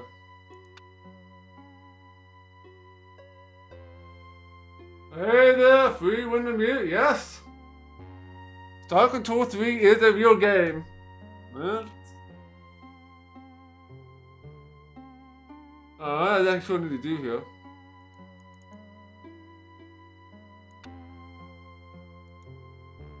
I guess that's it.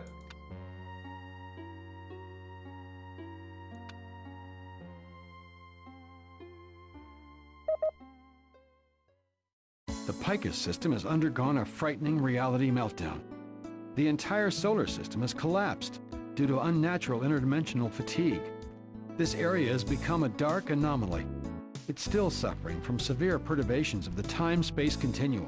These energy readings are unlike anything we've ever seen. We don't know how to quantify them, but these readings will help us track the phenomenon throughout the quadrant. The more direct data we can get on these collapses, the better. We are aware of systems in our home quadrant that disappeared from interdimensional fatigue, like Alpha Corvi, but this is the first time we've been able to study a destroyed solar system immediately after the collapse. Oh, excellent work, sir. Yes, sir.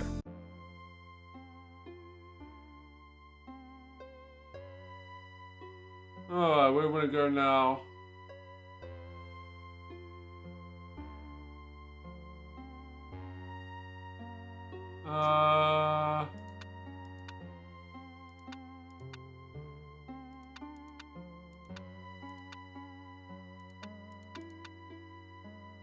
We'll go to the Nyx system.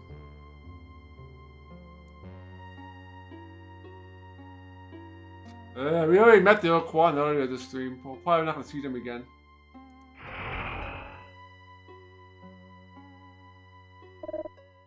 There's an anomaly. Sir, League representatives are increasingly uneasy about the apparent disappearance of the ores and the Supox. Perhaps locating them should be your highest priority. Yep, working on it. ICOM offline.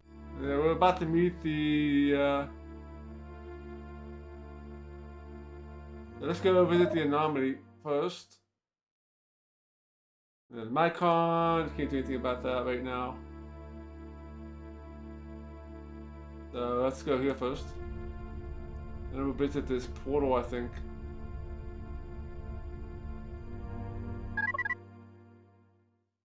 Dak-tack, lack-back, 5-5. Dak-tack, lack-back. Inversion. Alright, another battle.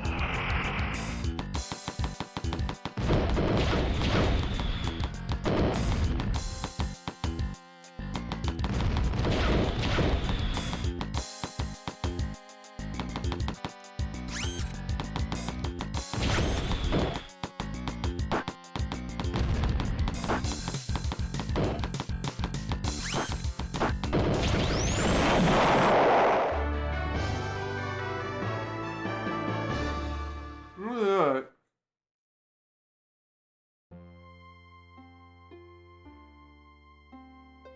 Yeah, this is the colony ship right now. So there's an anomaly here, so that means there'll be another artifact.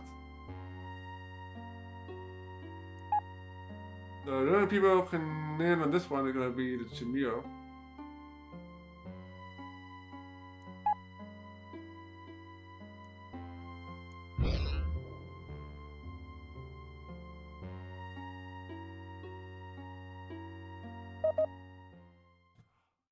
It looks like the gibberish spoken by the Dak-Tak Lakpak drones is not gibberish at all.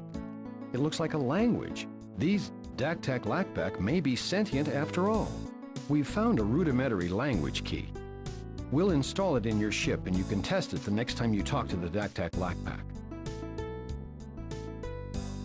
Alright, so we will talk to these guys. Yes, sir. Cool.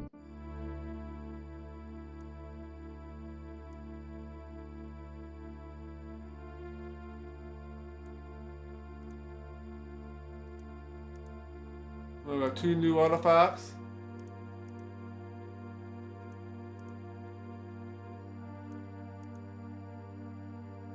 Alright, and alright, let's go. Before we do anything else, let's get some more crew on the ship.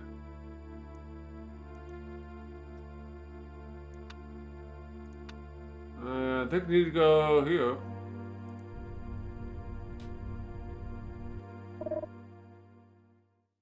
Sir, a routine sweep of debris in the local area has uncovered what appears to be the remnants of a spaceship.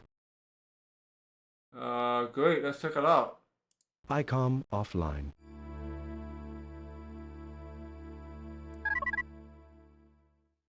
Message from translation computer. Incoming transmission from the ores.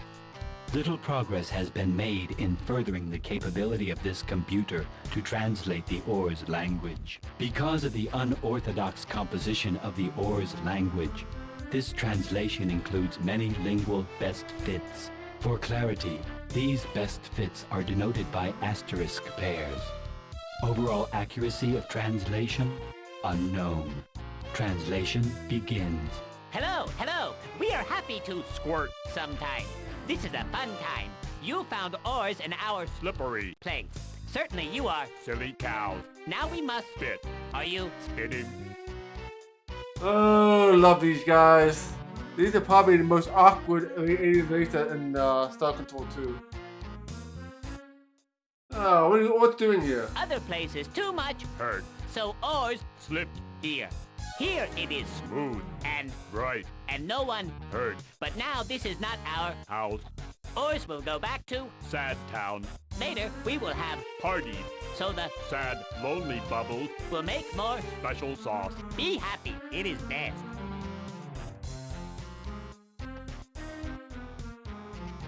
What about up in True Space? How did you get here? We Slid. from Outside. to Inside. you are Lonely bubbles. You cannot Slide. like oars, but you can be. Connected. All Campers. can be. Connected. This is soon. But you are even more Silly cows. and almost even. Slippery. You are so many. Lonely, juicy bubbles. I can take you to your colony planet where you join my battle group. We are too happy. You Invite. oars to your. House. We can be Special. together. So much enjoyment. But first, we are. Squeezing. The. Juice. Later, we shall come to your. House. We are Connecting. happy. Campers. Are good for fun. Parties. Alright. Where are the Supocs? Where are Supocs? Supocs are not here. Oars are here. Where should Supocs Play. Above. or Below. we Smelled. the Supocs again in the Slippery. place, but they are too. Sticky. It was. Rumple. They tried to, Play. but they could not find the. Campground. It is Rumple. What happened to the Supocs? not enough. Juice. Supocs are Extra sick. oars Dance. at the Party. more, Juice. but not enough. Special sauce. Too much Sadness. for all. There was no fun. Now Supocs are Rumple. no more smiley time. Do you agree? So we trying to rescue the Supocs? We Smelled. the Supocs. They were, Sick. so they made the. Special sauce. It is too sad. You say you killed the Supocs. The Joke. is Sorry. you are. Silly. That is too much fun again. We're not getting anywhere with that. Of course, Campers. only can get into Heavy space. once you are. Connected. Oars can Pulling campers inside. for a. Party.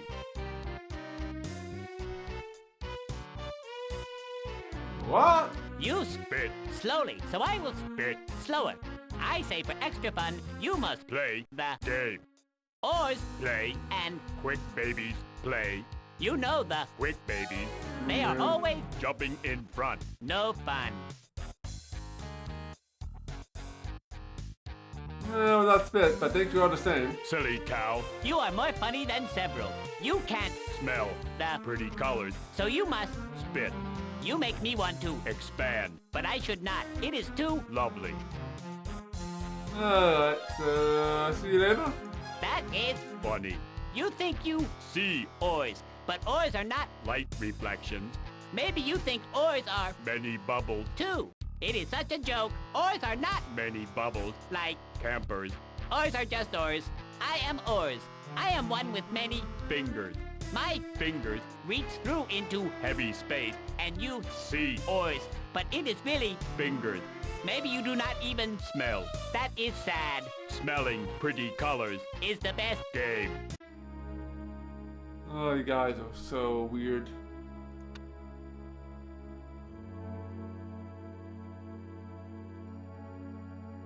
Can we get the oars right now? No, because they're not actually there. Can't actually see the colony right now.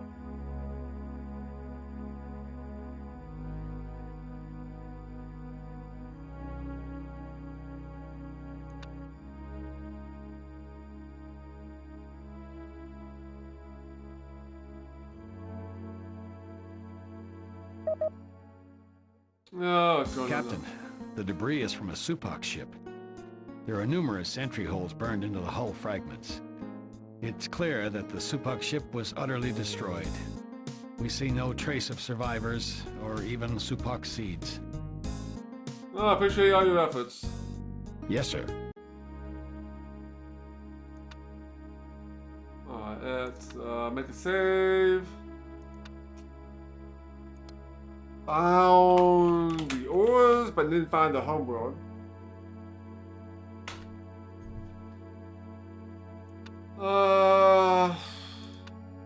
So we need to go to that quasi portal M.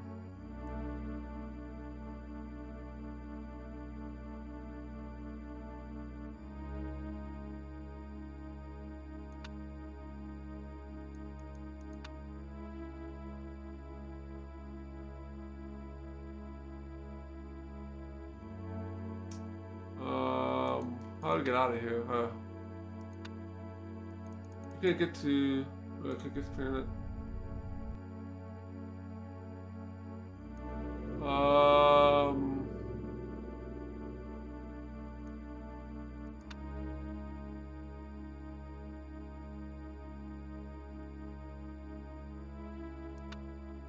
I can't leave the system.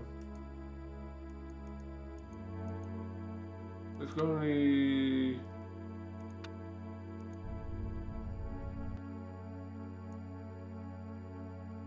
Oh, you click on it. Okay, so you click on the portal and it takes you directly to the Mula Fane system.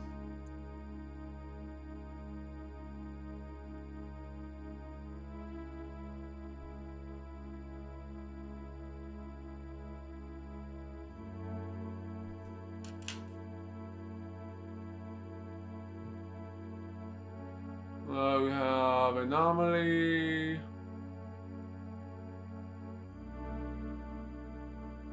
And then the always colony. Let's visit the anomaly first.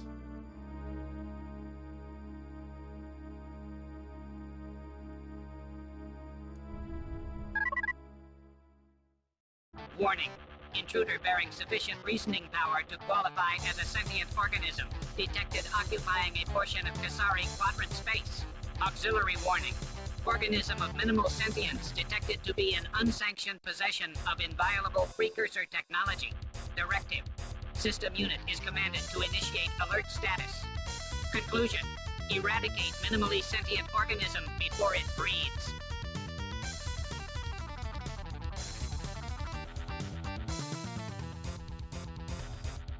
We are humans from Earth, the League of Sentient Races. We come in peace. How may we classify you fellow sentinels? Exclamation. Minimally sentient organism actually capable of mimicking genuine lexical intercourse. Conclusion. Dissect organism for study to determine source of realistic mimicry of authentic phraseology.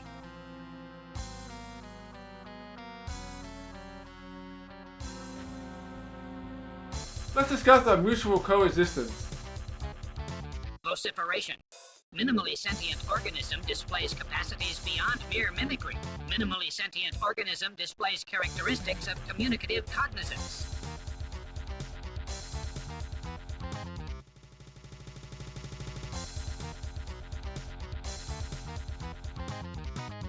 Yes, I can talk. Exclamation. Minimally sentient organism continues to exhibit characteristics of communicative cognizance. Conclusion. Investigate by testing organism with direct attempt at lexical intercourse. Query. Minimally sentient organism is directed to respond affirmatively if it can comprehend this statement.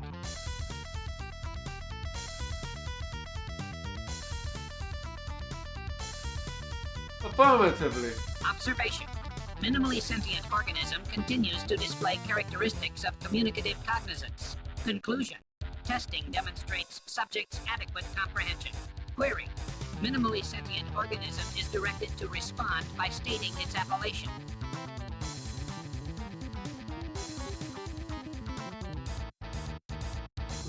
Proclamation. Salutations, minimally sentient organism classified as human from Earth. Reply. Self-appellation designed for utilization by lesser beings equals dak-dak-lak-dak.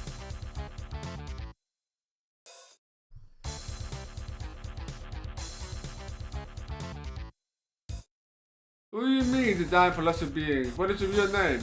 Declaration 1. Dak-dak-lak-dak full appellation equals a highly complex plus elaborate phoneme cluster expressing the efficient plus elegant structure of the dak-dak-lak-dak thought process multiplied by vigorous internal design organization. Declaration 2. Structural form of aforementioned phoneme cluster equals mathematical expression. Parenthetical discursion. Aforementioned mathematical expression defined as beyond the comprehension of humans' ponderous plus inefficient plus meat-based mind. Conclusion. Dak-dak-lak-dak have created a short form for use by all lesser life forms. Recapitulation. Dak-dak-lak-dak is short form.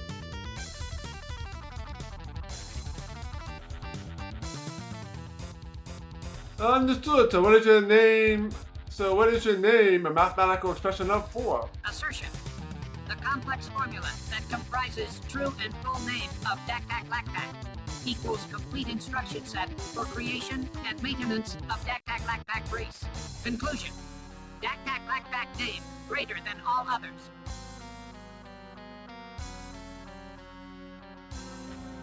They're saying that your name, that's your genetic document. Emphatic contradiction. Big deal as follows. Assertion 1. Eternal ones equal greatest of all races. Assertion 2.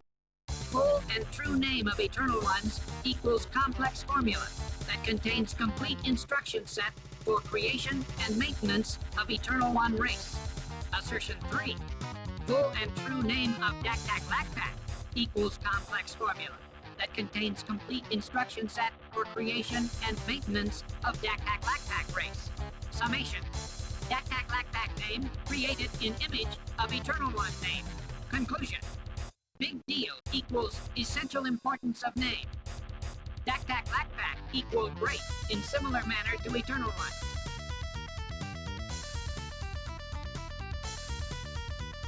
Eternal One, you mean Eternal One name is Eternal One name is part of the formula. Clarification. Phrase eternal one equals first letters in formulaic name that sums up eternal one race of omnipotent beings. Assertion 1. Dak name equals same essential construction as eternal one name, though to an infinitely smaller magnitude of complexity. Assertion 2. Dak equal most advanced superior life form extant, except for eternal ones. Recapitulation. Dak greater than all extant sentient life, minus eternal ones. Conclusion. Full eternal one name of vital importance to Dak. All sentient creatures discovering the formula name are commanded to deliver it to Dak immediately. So we know about the Eternal One. Assertion. Eternal ones equals creators of all extant life. Explanation 1. Eternal ones seeded the cosmos with genetic potential that arose into all lesser life forms.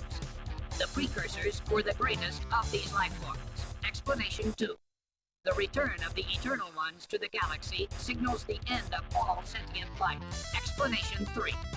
Dak equal the most sentient extant race. Conclusion. Return of the Eternal Ones must be postponed indefinitely.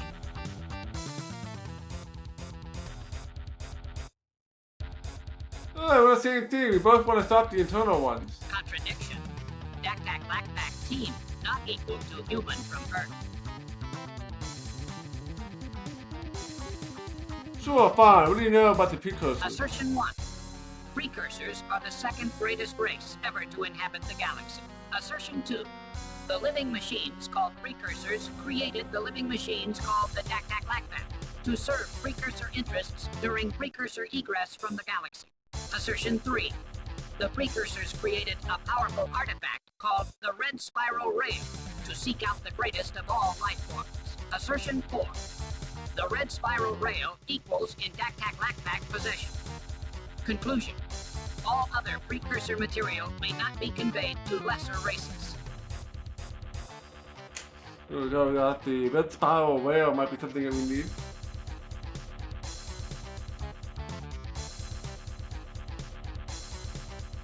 Oh, where the precursors go? Recapitulation. All other precursor material may not be conveyed to lesser races. Oh, we invite you to join the League of Sentient Races. Directive. Invitation receiving consideration. Process. Computing. Conclusion. Invitation rejected. Directive. Transmission end.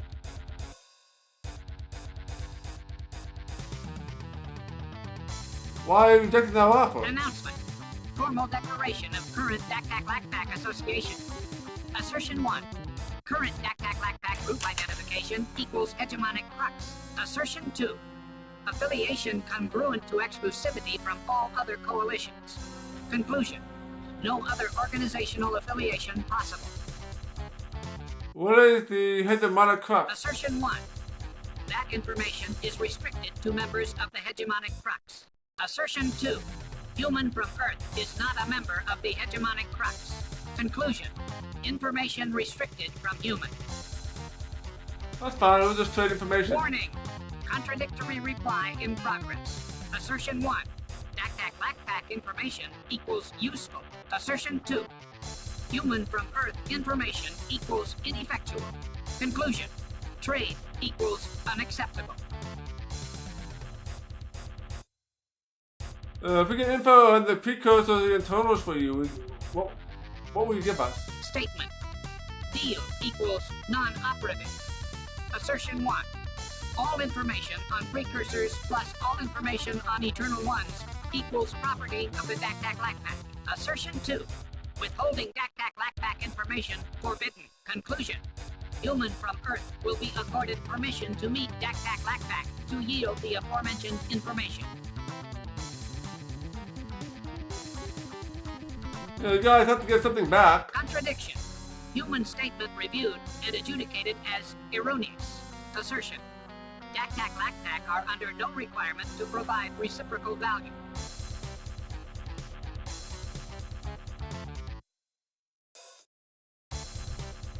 Alright, how generous. Anything else we can do for you? Assertion 1.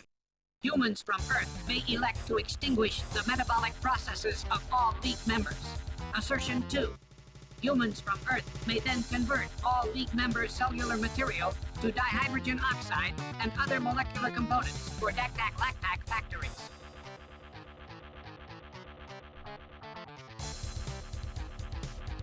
Time to convert your molecular components, you vicious data collectors. Observation. Threat detected. Peril quantification calculation in progress. Resolution. Human from Earth equals minimal peril. Conclusion. Eradicate with full confidence of victory.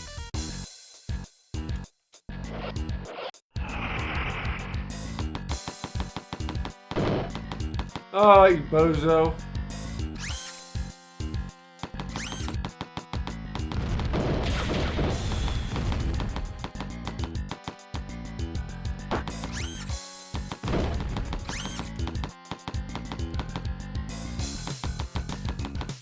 Oh, I keep missing him.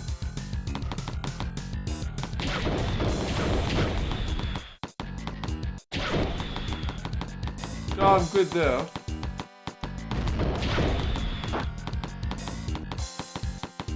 This guy's being a little bit of pain.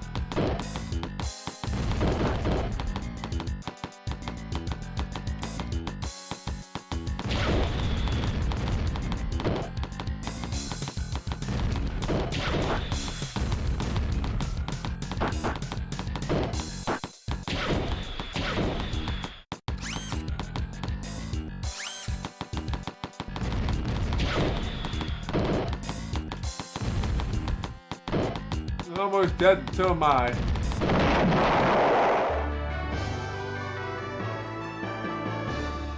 Oh, we got him. Sir, several serious complaints have been lodged against you by members of the League Ethics Council regarding the indiscriminate taking of sentient lives.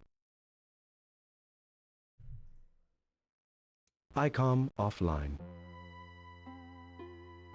Alright, so can't do that next time.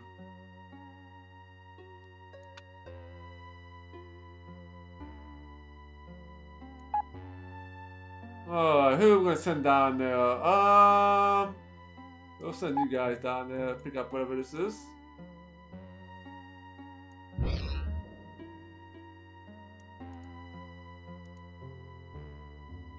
All those out there could be called an E-bar hinge escape sheet. We found something special here.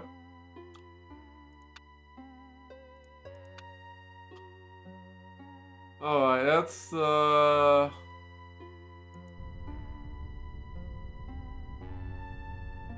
go visit the orcs here. Hello to our House. Do you feel Better. yet? You are Campers. and you will enjoy, The change. but maybe not yet. Let's Bidding. the fun words for several Pieces. and then surprising things. See, you got you found a separate colony. We like to be. Together. Do you want to be Together. with us? Always the other. Sad animals. Go away. But first, we have lots of fun. Too many fun is not enough. Do you agree? I think you Smell. like you do. Yeah, I'm glad we get along so well. Remember when we keep the hierarchies back together? Those were good times. We came Together. to Dance. very many. We gave you our Heavy space. ships with the Go, go. so you could Dance. with the Silly cow. and the Go, go. was going fastest to enter the ships of the other. It was too much happy time. We Played. with you at the Ta'alo. Playground. Are you remembering best? Ta'alo spread to the Pretty place. because Dinyari were chasing them.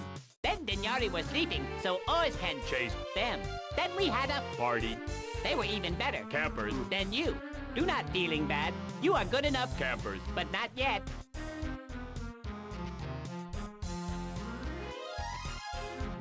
Maybe you can tell me about this Ebon Hinge thing. I am. Expanding. Oz must grab the Old toy. never for, Campers. but for Oz I am sure. All happy Campers. must come together for Party time. with Friend. Old toy. is for Friend.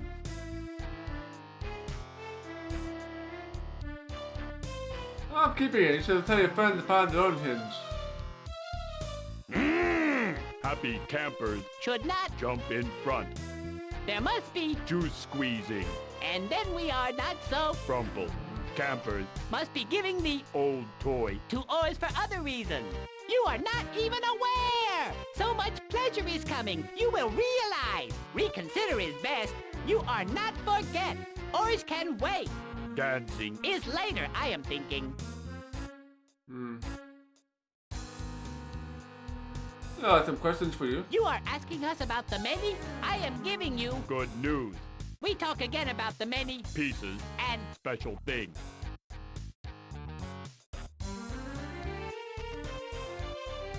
Oh, Rainbow World's here. What do you think about the other races in the league? Campers. are, Campers. but there is hiding Silly cow. out of. Many bubbles. It is not okay. Quick babies. Are too much trouble, and Cyrene are Bad. and Silly cows. it is the case. Tell me about the quick babies. Yes, you are Anticipating. about the Araloo. Quick babies. They are from. Outside. It is the same as Oars, but not. Oars are from. Below. Araloo are from. Above. Oars does not like Araloo. Araloo are too much trouble. We cannot have Parties. when Araloo always. Jumping in front. It makes Oars Crumple. so much. These are Back. words. What about the Cyrene? So we probably want to go back to the Cyrene homeworld to talk to them about the oars and find out what they know about them. They might not know what to do with this hinge thing that we picked It is up. too much about the. Silly cows. Cyrene are using their. Nasty tricks. to Smells. all secrets every day. Not only, Campers. but oars.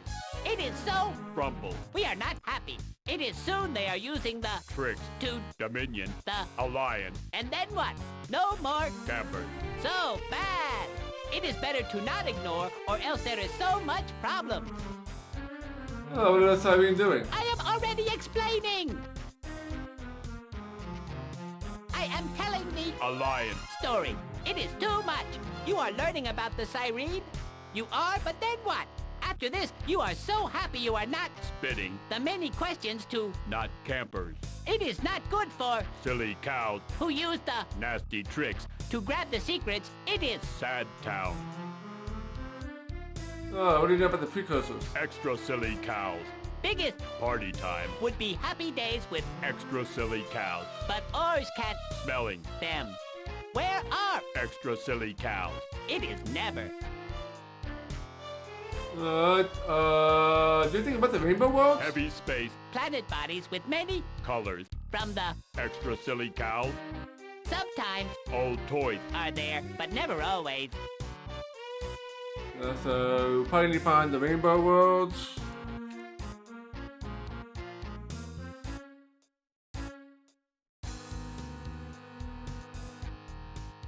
The question is, how do I find them? So, tell me anything about the internal ones?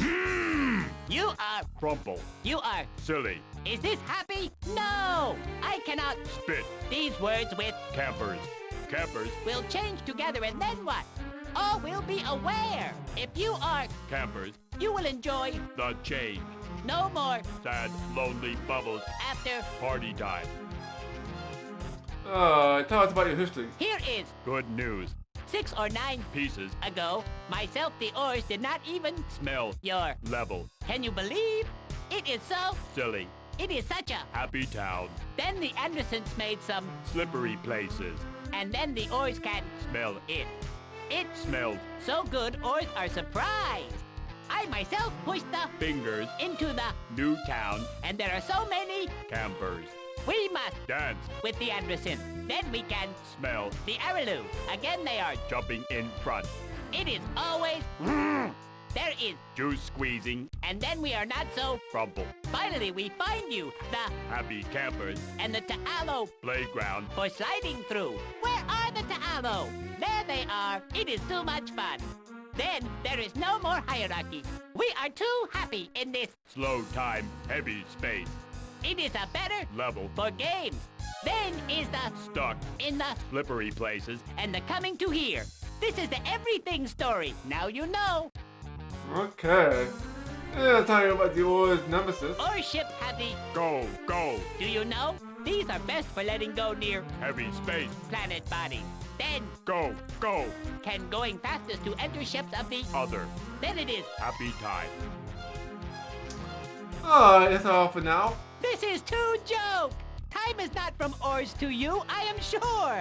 We are all in the. Now space, It is. happy spices, Why are you there? Of course, because also the oars are in the. now space. It is a pleasure.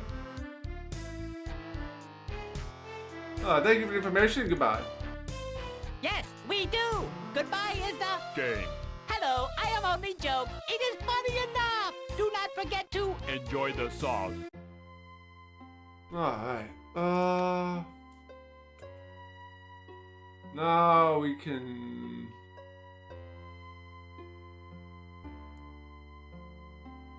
Grab some of these guys. I don't have much people.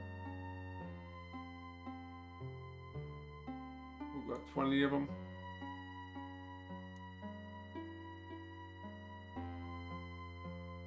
Just in case we need to pick up an artifact on a planet that they can only access, right?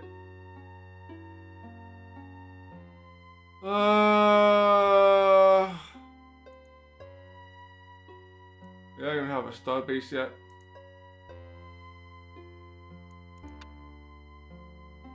Yeah, they are just getting started. Maybe give them some resources to build out.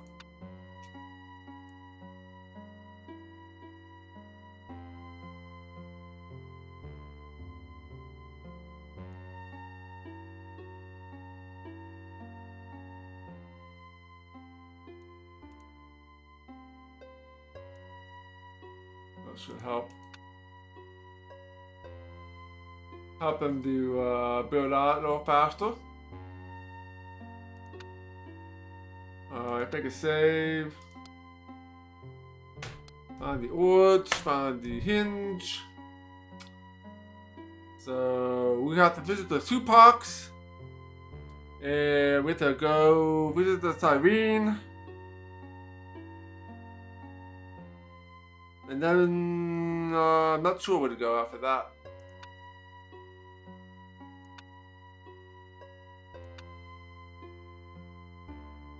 So we need to go.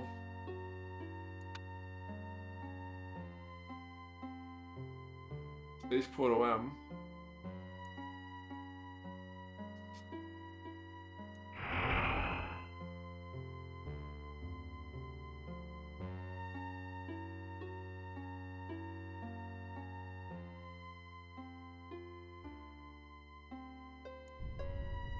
So it's like a second different portal here?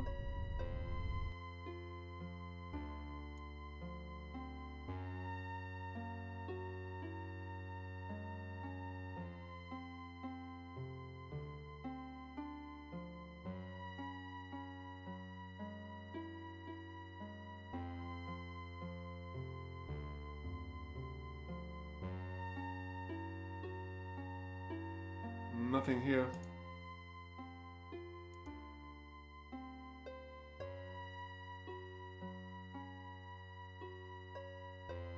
So it looks like the shoebox got completely destroyed. We should probably head back and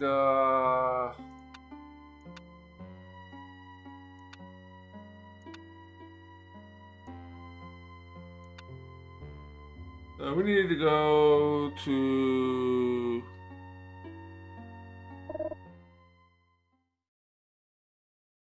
Mycon. Don't care about that.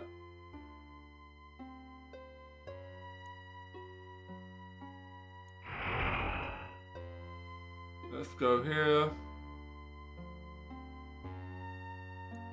Let's see if we can find anything more about the ores here. Hello, Captain. We have a concern about the unexpected arrival of the Aralu. Do you trust them? Why not? We are concerned about their loyalty. In the days of the old Alliance, they disappeared as soon as the Earth was slave-shielded. They left the Allies, including us, with nowhere to go and smack in the path of the oncoming Urquan Armada. Then, after the collapse of hyperspace, when we needed their insight and their working ships, they once again bugged out on us. Here they are again, and we have no reason to believe that they will be any more dependable now. Oh, they probably got the technology when we need it. Are you suspicious of their ability to fly between stars when other races can't?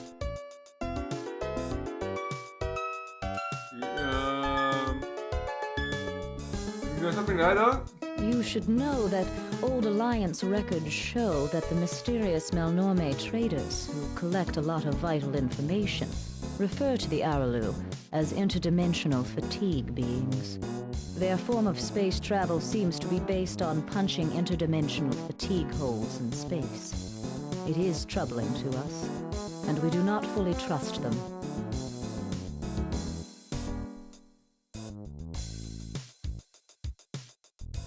I'll keep my eye on them. What can we do for you?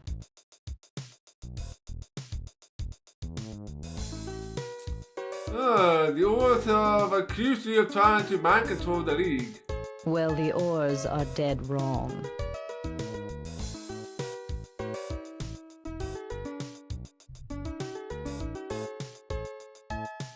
How do I know that I can believe you?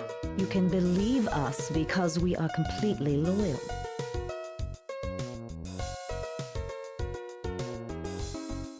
Alright, sounds good to me for now until I get evidence.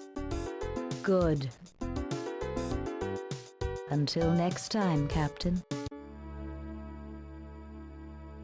Okay, let's go back home.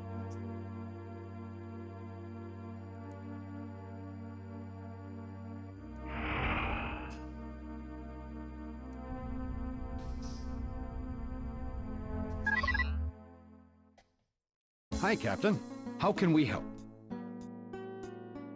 Talk to you soon, Captain. Okay, let's we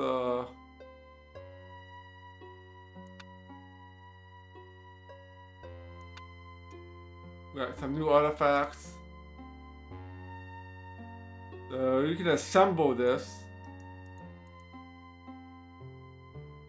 So it must be we need a second piece from somewhere else. So let's go research that. And we'll have to research that one as well.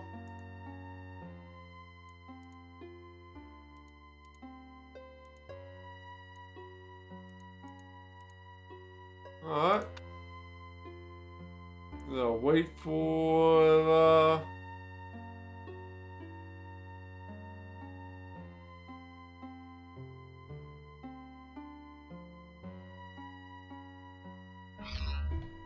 okay.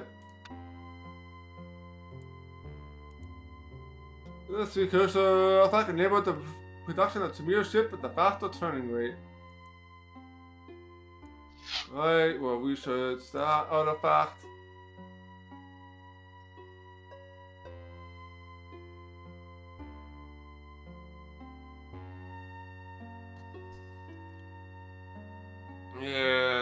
see. This is probably going to increase the different attribute of a different ship. After we're done here, not sure where we're gonna go next. Alright. My con ship with lower energy consumption.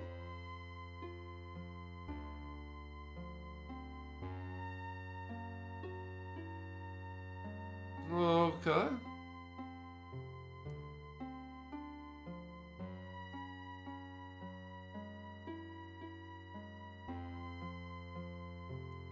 Grab some more resources.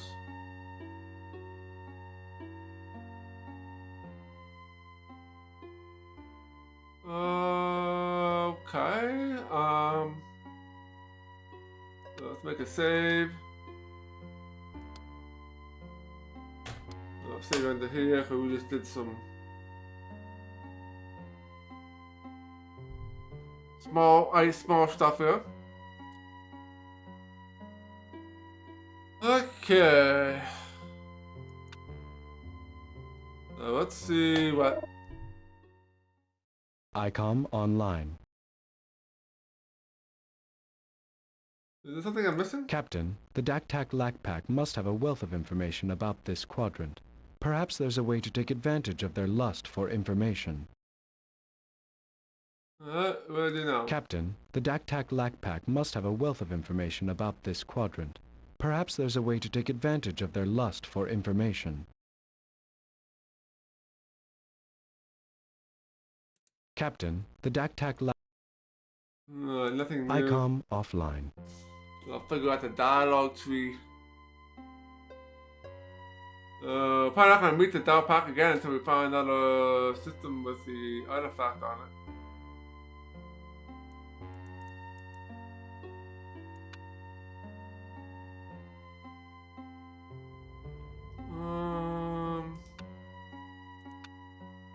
That means we go exploring in space, I guess.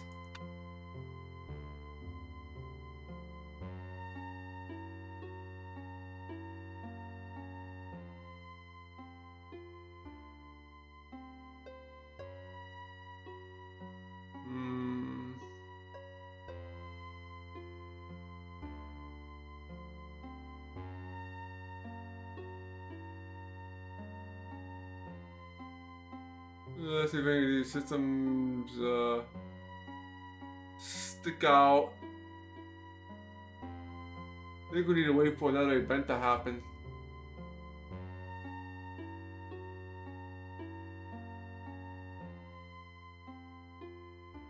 Let's just go something close to home and get a service.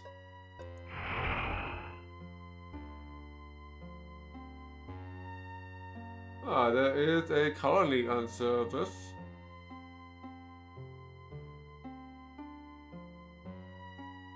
Interesting. I'm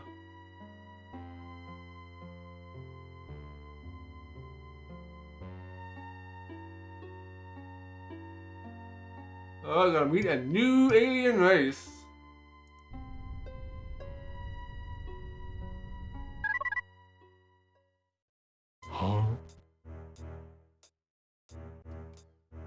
Oh, we are humans on Earth in the League of Sentinel Races. We come in peace. How may we classify you, fellow Sentinels?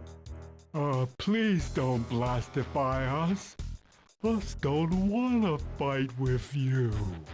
Us got a tough schedule. Us got a lot us have to do.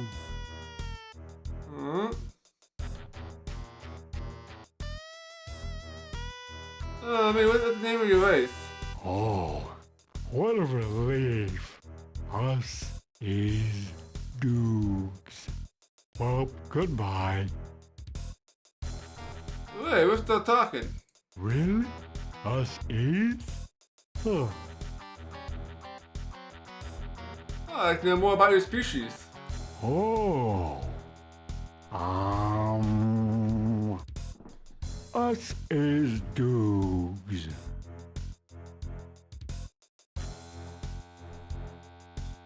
Tell us about your race. Tell us about the things you said you have to do.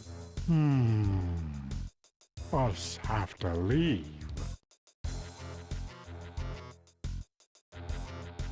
No, tell us what you do. Us live to work. Or was that work to live? I forget. Now I gotta go. Let's see what happens if you offer a membership. You're gonna offer your membership in the League of Sentient Races? Uh-oh. Now us are in trouble. Us don't wanna be in trouble. Whoa, what are you talking about? What trouble? Crooks say us get in big trouble if us try to join some league. Oh, you remember the Crux? Yep. The yeah, them, the Crux. Yep. Goodbye. Oh, why are you in the Crux? It's a secret. Us can't tell you. Sure you can. Really? Okay. No way. Ploxus said it is a secret. Alright.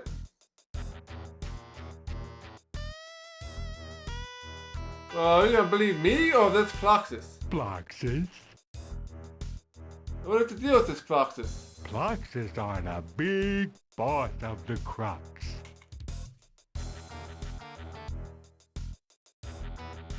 Huh? What's the secret? Secret is that us got ourselves. Hi! You tricking us! Do you actually want to be in the Crux? No, it's awful. Have to work and work and work too much. Get too tired. It's a bad idea to be in the Crux. Us no. Us has to go. But do we actually want to be in the Crux? No, it's awful. Have to work and work and work too much. Get too tired. Oh, duty call, gotta go. Oh, you got the dog.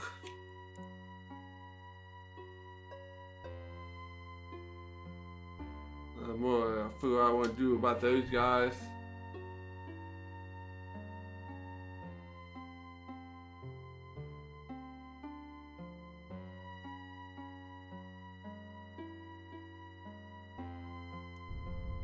You can colonize another world here, potentially. I should put some more dudes in there.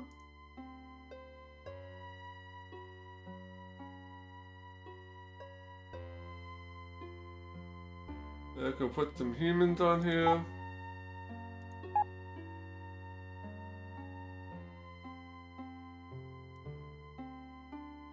Give you some cash.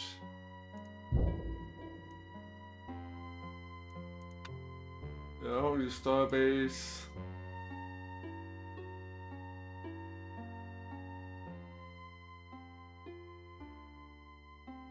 Let's just build everything else here.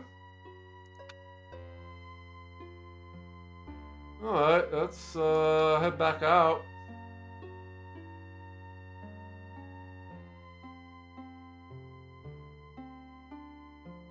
We got the retinue.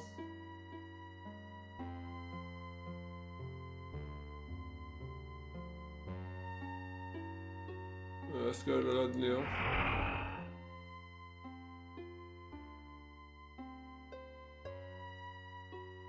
This is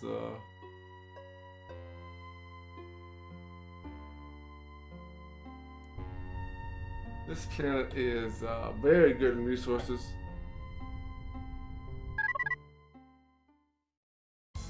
Oh, there's somebody here.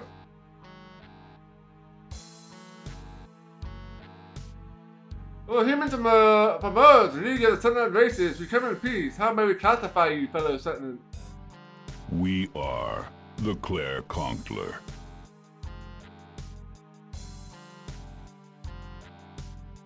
Good, that's a good start. Anything else you care to show? We must regretfully leave now. Oh no, I've got an offer. You can join the League of Sentinel Races. We must regretfully decline. We serve the hegemonic crux.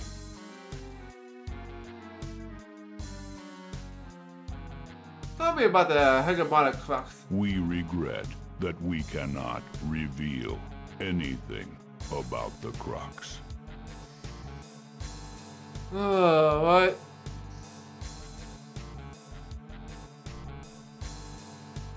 Why not?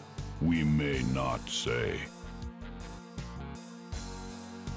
Alright, well, you can talk about yourself. that we wish to leave. I guess I was waiting to that one. We must leave. There's so much to talk about.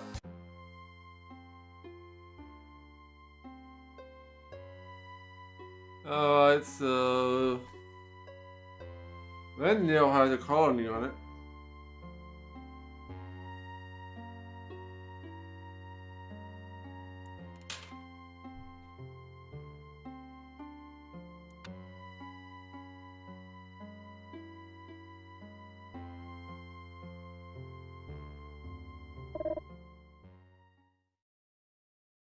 None of the stuff.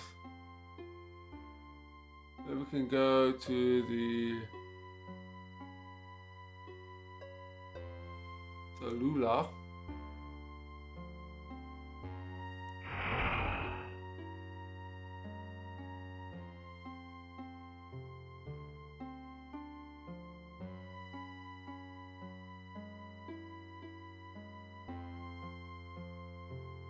We got a bunch of resources here. There might be a colony on here already.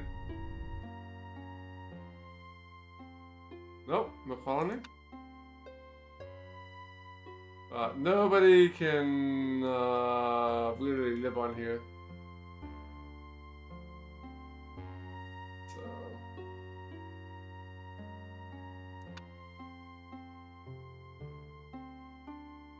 got the Benton.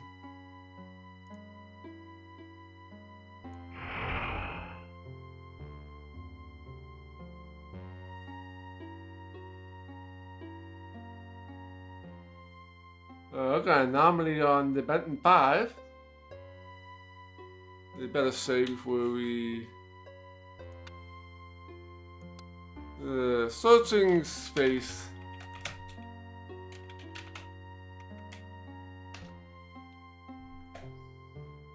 We're gonna have to probably talk to the data pack guy.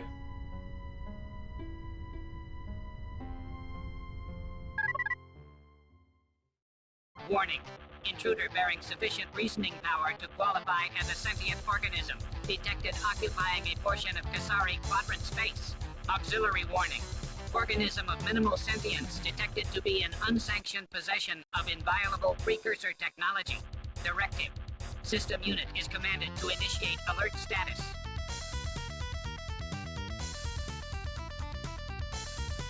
Hey, we come in peace. Exclamation. Minimally sentient organism actually capable of mimicking genuine lexical intercourse. Conclusion.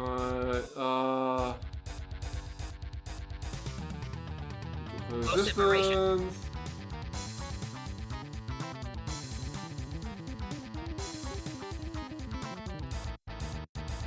So keep this option. Conclusion. Query.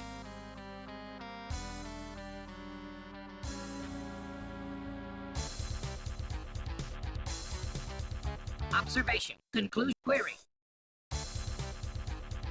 Proclamation. Salute. Reply. Alright,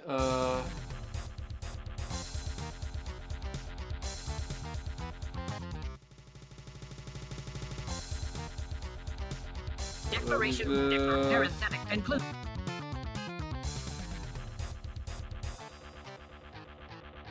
Alright, that for you the short form. Vehement assertion. Dak Dak Lack Pack is short form. Declaration 1. Dak-tak-lak-tak full appellation equals a highly complex plus elaborate phoneme cluster expressing the efficient plus elegant structure of the dak-tak-lak-tak thought process multiplied by vigorous internal design organization. Declaration 2. Structural form of aforementioned phoneme cluster equals mathematical expression. Parenthetical discursion. Aforementioned mathematical expression defined as beyond the comprehension of humans' ponderous plus inefficient plus meat-based mind. Conclusion. Dak-tak-lak-tak have created a short form for use by all lesser life forms. Recapitulation. Dak-tak-lak-tak is short form. What? Assertion. Conclusion. Emphatic. Assertion. Summation. Conclusion. Clarification. Assertion. Recapit. Conclusion. Assertion. Tunnel ones. Explanation 2. Explanation. Precursor. What do you know about the precursors? Assertion 1. Precursors are the second greatest race ever to inhabit the galaxy. Assertion 2. The living machines called precursors created the living machines called the dak-tak-lak-tak to serve precursor interests during precursor egress from the galaxy. Assertion 3. The precursors created a powerful artifact called the Red Spiral Rail to seek out the greatest of all life forms. Assertion 4. The Red Spiral Rail equals in dak-tak-lak-tak possession. Conclusion. All other precursor material may not be conveyed to lesser races. Okay,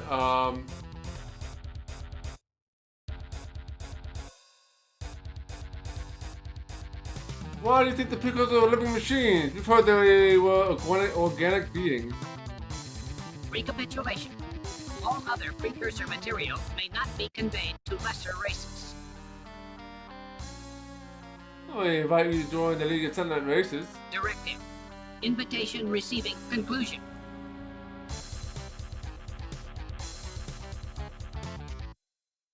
Announcement. Assertion 2.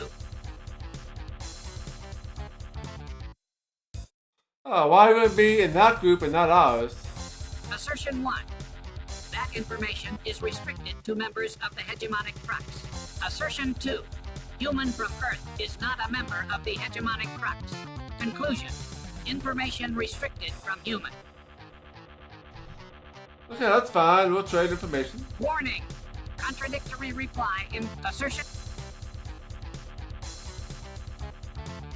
Well, what can you do for then? Assertion 1. Humans from Earth may elect to extinguish. Assertion. What? You want us to die? Observation. Human from Earth intellectual analysis finally has reached an accuracy factor equal to 100%. Why do you want us to die? Self-evident answer. Efficiency. Assertion 1. Current usage of molecular material by humans from Earth equals inefficient waste. Assertion 2. Dak-tak-lak-tak recycling of molecules currently hoarded by humans from Earth equals highly efficient usage. Conclusion. Efficiency demands the aforementioned consumption.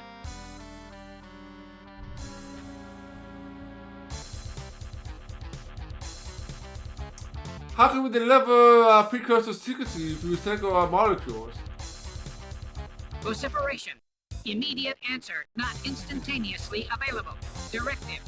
Dak-tak-lak-tak must ascertain answer immediately. Process. Computing. Take your time. Assertion. Human from Earth currently in state of potential future possession of essential precursor information. Assertion 2. Precursor information more valuable than all other uses for molecules currently hoarded by organism comprising human from Earth. Conclusion 1. Human from Earth must be sanctioned to continue inefficient existence. Conclusion 2. Human from Earth and League of Minimally Sentient Races must be sanctioned to occupy a portion of Kasari Quadrant space. Oh, I think we're making some progress here.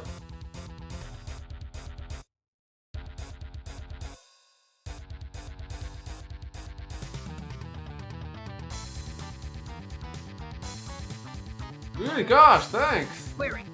Does the human from Earth have new precursor or Eternal One information to transmit?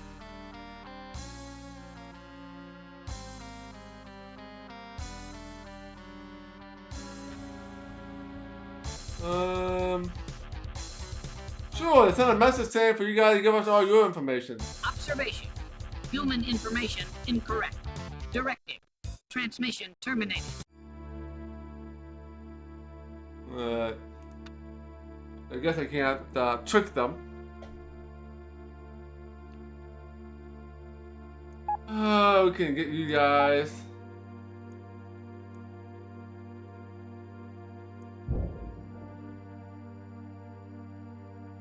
Oh wow, this one's gonna take a little while. But we'll wait until we get whatever's on here.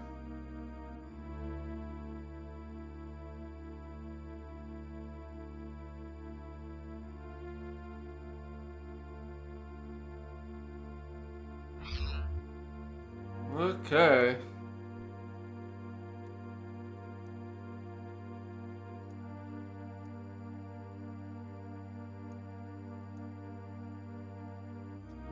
Yeah, this one's a new one. This guy there. That mean we only have 2 more artifacts that we can carry? I'm not sure how this works. Cool.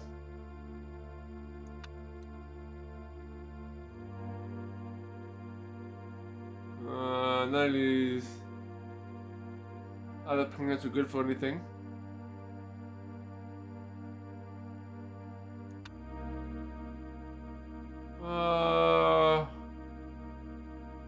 You might go to Sirius. Might as well. Yeah, nothing there. Go Niobe.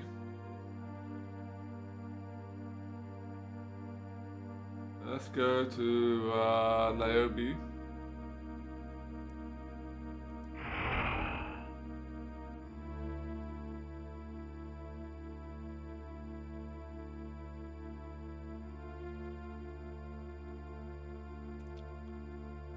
Alright, nothing going on here. We got Polyhamna. We got Polyhamna, I guess. Or not.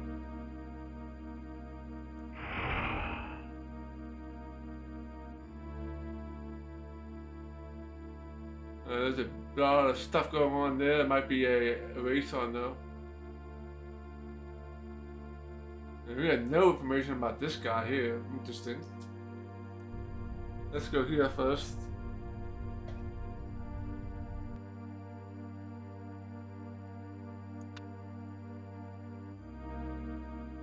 Oh, this might be a rainbow world.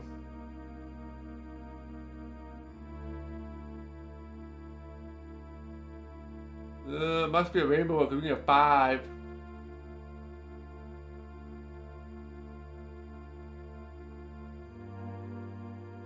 I need some more humans. What is this? This is Polyhynthia.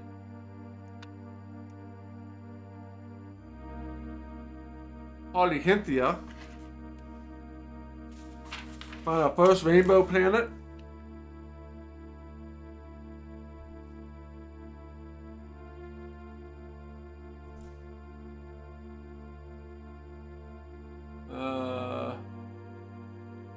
Hydrania.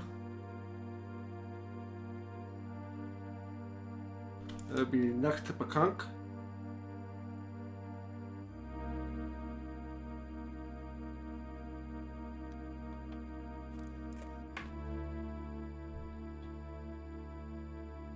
Alright,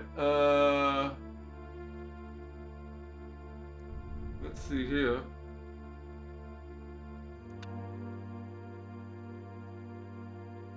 Nothing here, even though there's like no data information.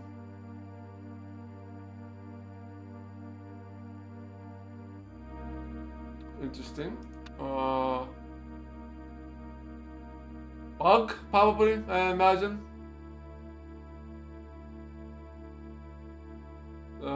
Rainbow Planet is definitely something we'll colonize. We'll probably get some humans there.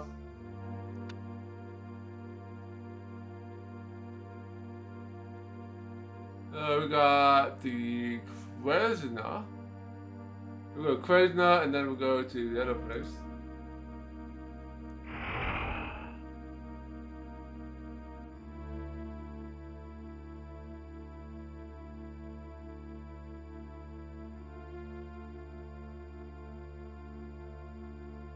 Nothing good here.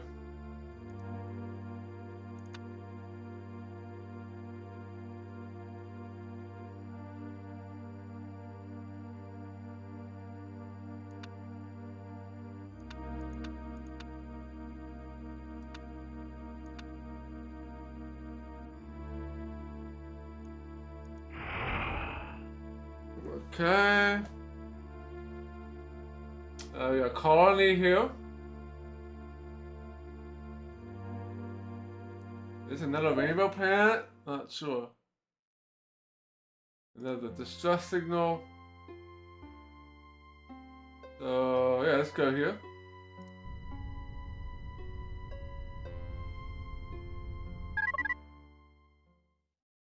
Uh-oh.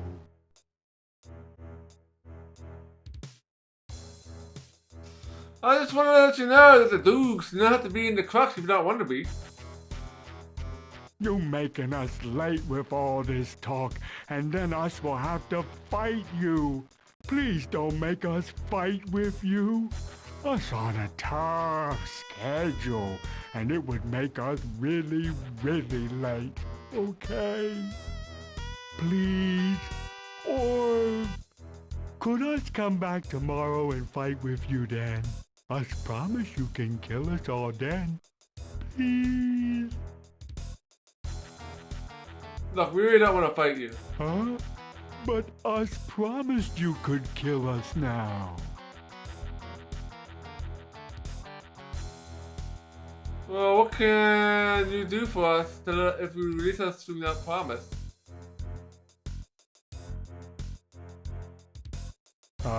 Nothing. Look, we'll release you from that promise. Yeah? Really? Huh. Well, now that this constructor won't be blown up, us have more RUs to pay off our... Uh-oh. Us better shut up. Goodbye. Wait, what's that? Pay off your what? Oh, nothing. Gotta go. Tough schedule. Bye.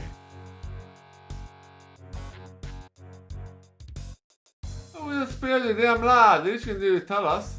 Oh, well, in that case, you'd better kill us. Us can't tell you about our really big, you know, about that. Crux says us can't tell, so us better fight now,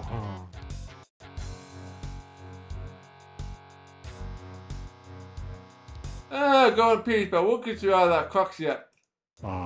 Okay. Bye. Alright, let's go here.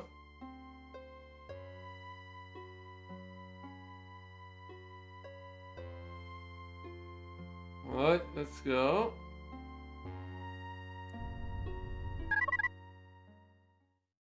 Desist all functioning!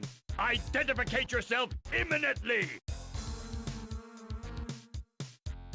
We are humans of Oz, of the League of Sentinel Races. Become in peace. How may we classify you, fellow Sentinels?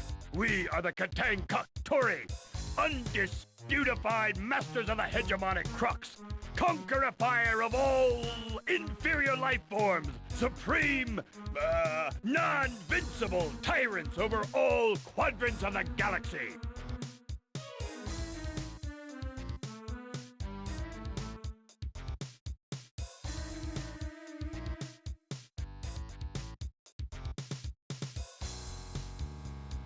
Nice to meet you. We'd like to pursue a course of peaceful relations. Katang will only answer when it suits our ulterior motives. So, what can you tell me about the hegemonic Crux? The hegemonic crux are the undisputed masters of our home quadrant, the quadrant called the Hegemonic Crux Quadrant. Oh, so no, so who are your allies in the Crux? The Hegemonic Crux consists of 6 races. The rest are just for support and to build our inner structure. Our interstructure. Our building. But the only important race is the Katang!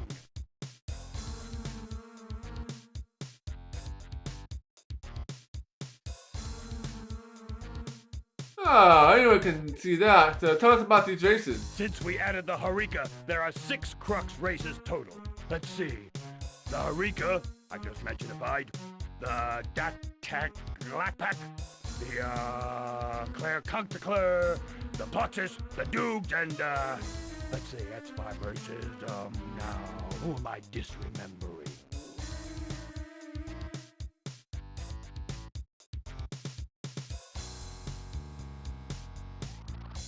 So it has to be an important race. Indeed. Must be one of the inconsequentificant races.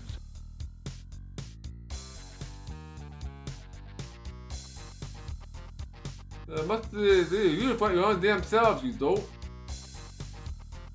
Don't? What is the signification of this don't?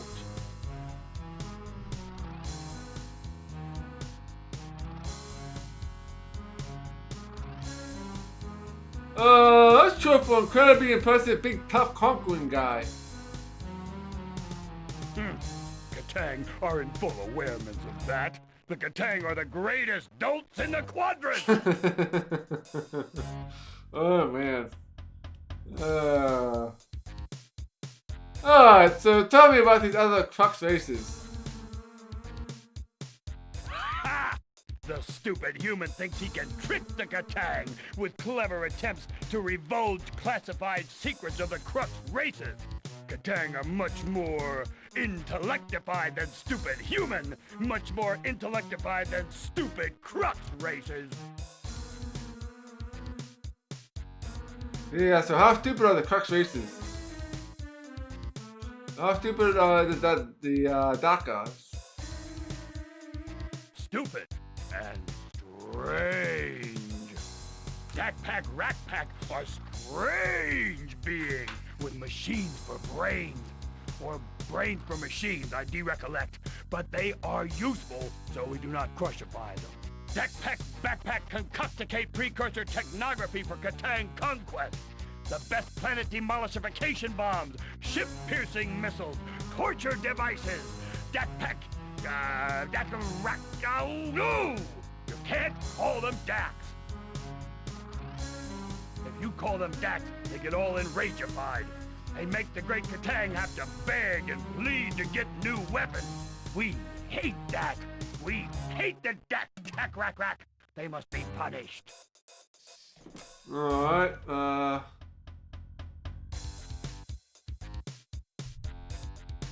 so where's the Daka homeworld? Ha! That is Crux secret. All puny races would like to ditch low cover the great crush of precursor technography on the Dak-Pak Snack-Pack homeworld. But we will give you no datafication about it.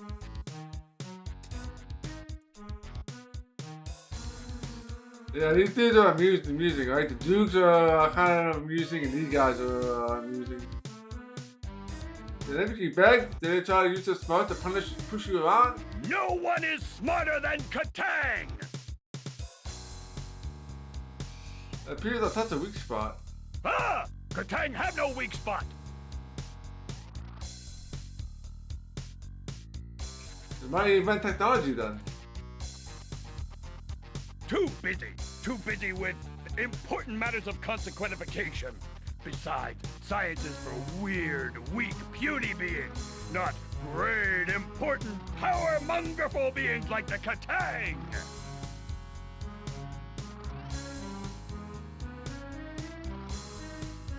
Yeah. You know what? I actually got the humans out of space for decades. Oh, really?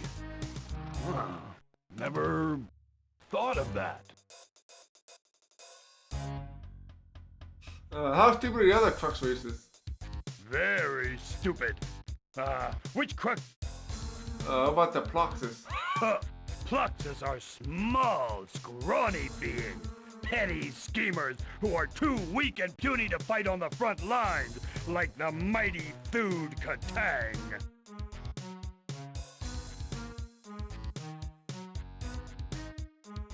What good are the Plox and the Crux? They are mere data prostituters, glorified account leads. We give them all the resources we conquer so they can keep track of it for us. They decide how we should spend it, plan our stratification for us, and tell us where to go for more conquering. I can tell you where to go for free. The mighty Katang already have it all mapped out. Well, they want to tell you where to go and what to do with the riches. Yes. No! Wait. Are you insinuating that the Ploxes are the bosses of the mighty Katang? That's obvious they're paying you for suckers. Warning! Warning! Initiate hostility mode! Imminent violence in immediate commencement! Guess I got the wrong answer.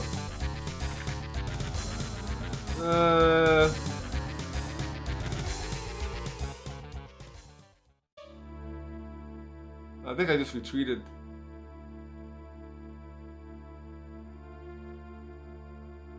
Oh, this is this.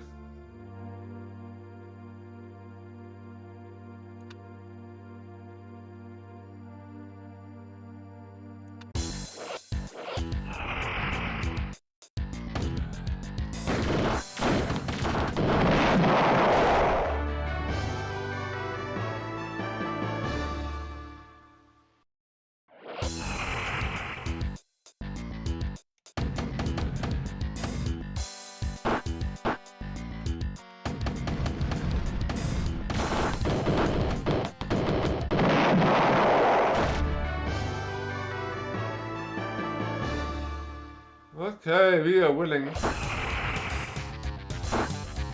Oh, we're not gonna let it for long.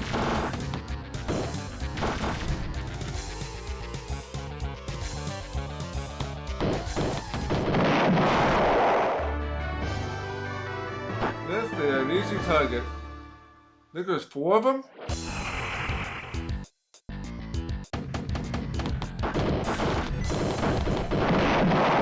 And we just got blown to bits.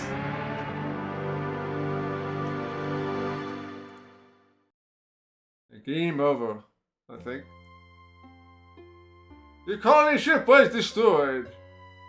And we have our first death of the night. Almost won that.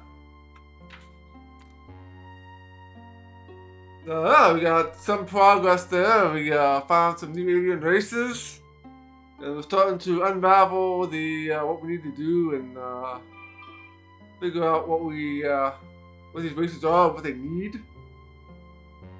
So we'll continue to do that. But that's going to be it for tonight. And we'll be back tomorrow and yeah, we'll play some more Underrail. And we are getting kind of sort of close to the end, but not really. But yeah, we'll have, we did a lot of lore last weekend, so this weekend will be a lot of doing quests. So we should make some good progress. And that will be Saturday and Sunday at around 1 p.m. Eastern.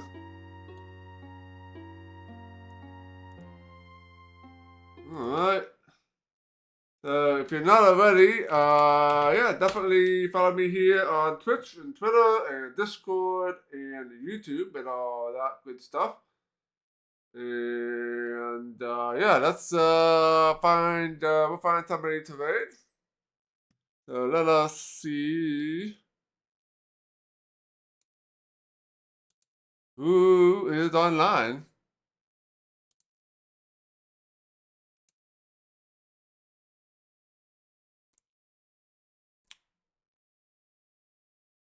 Alright, let's go and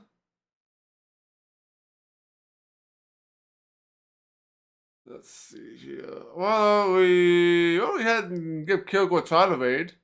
He's playing some Broken Sword, the Shadows of the Templars. So we can, we will go and check some of that out. And there will be some more Star Control 3 next week. So Wednesday, hopefully Wednesday and Friday night at 7 p.m. And we will have to do some of that stuff we did last time. And then, yeah, we'll try to make some more progress.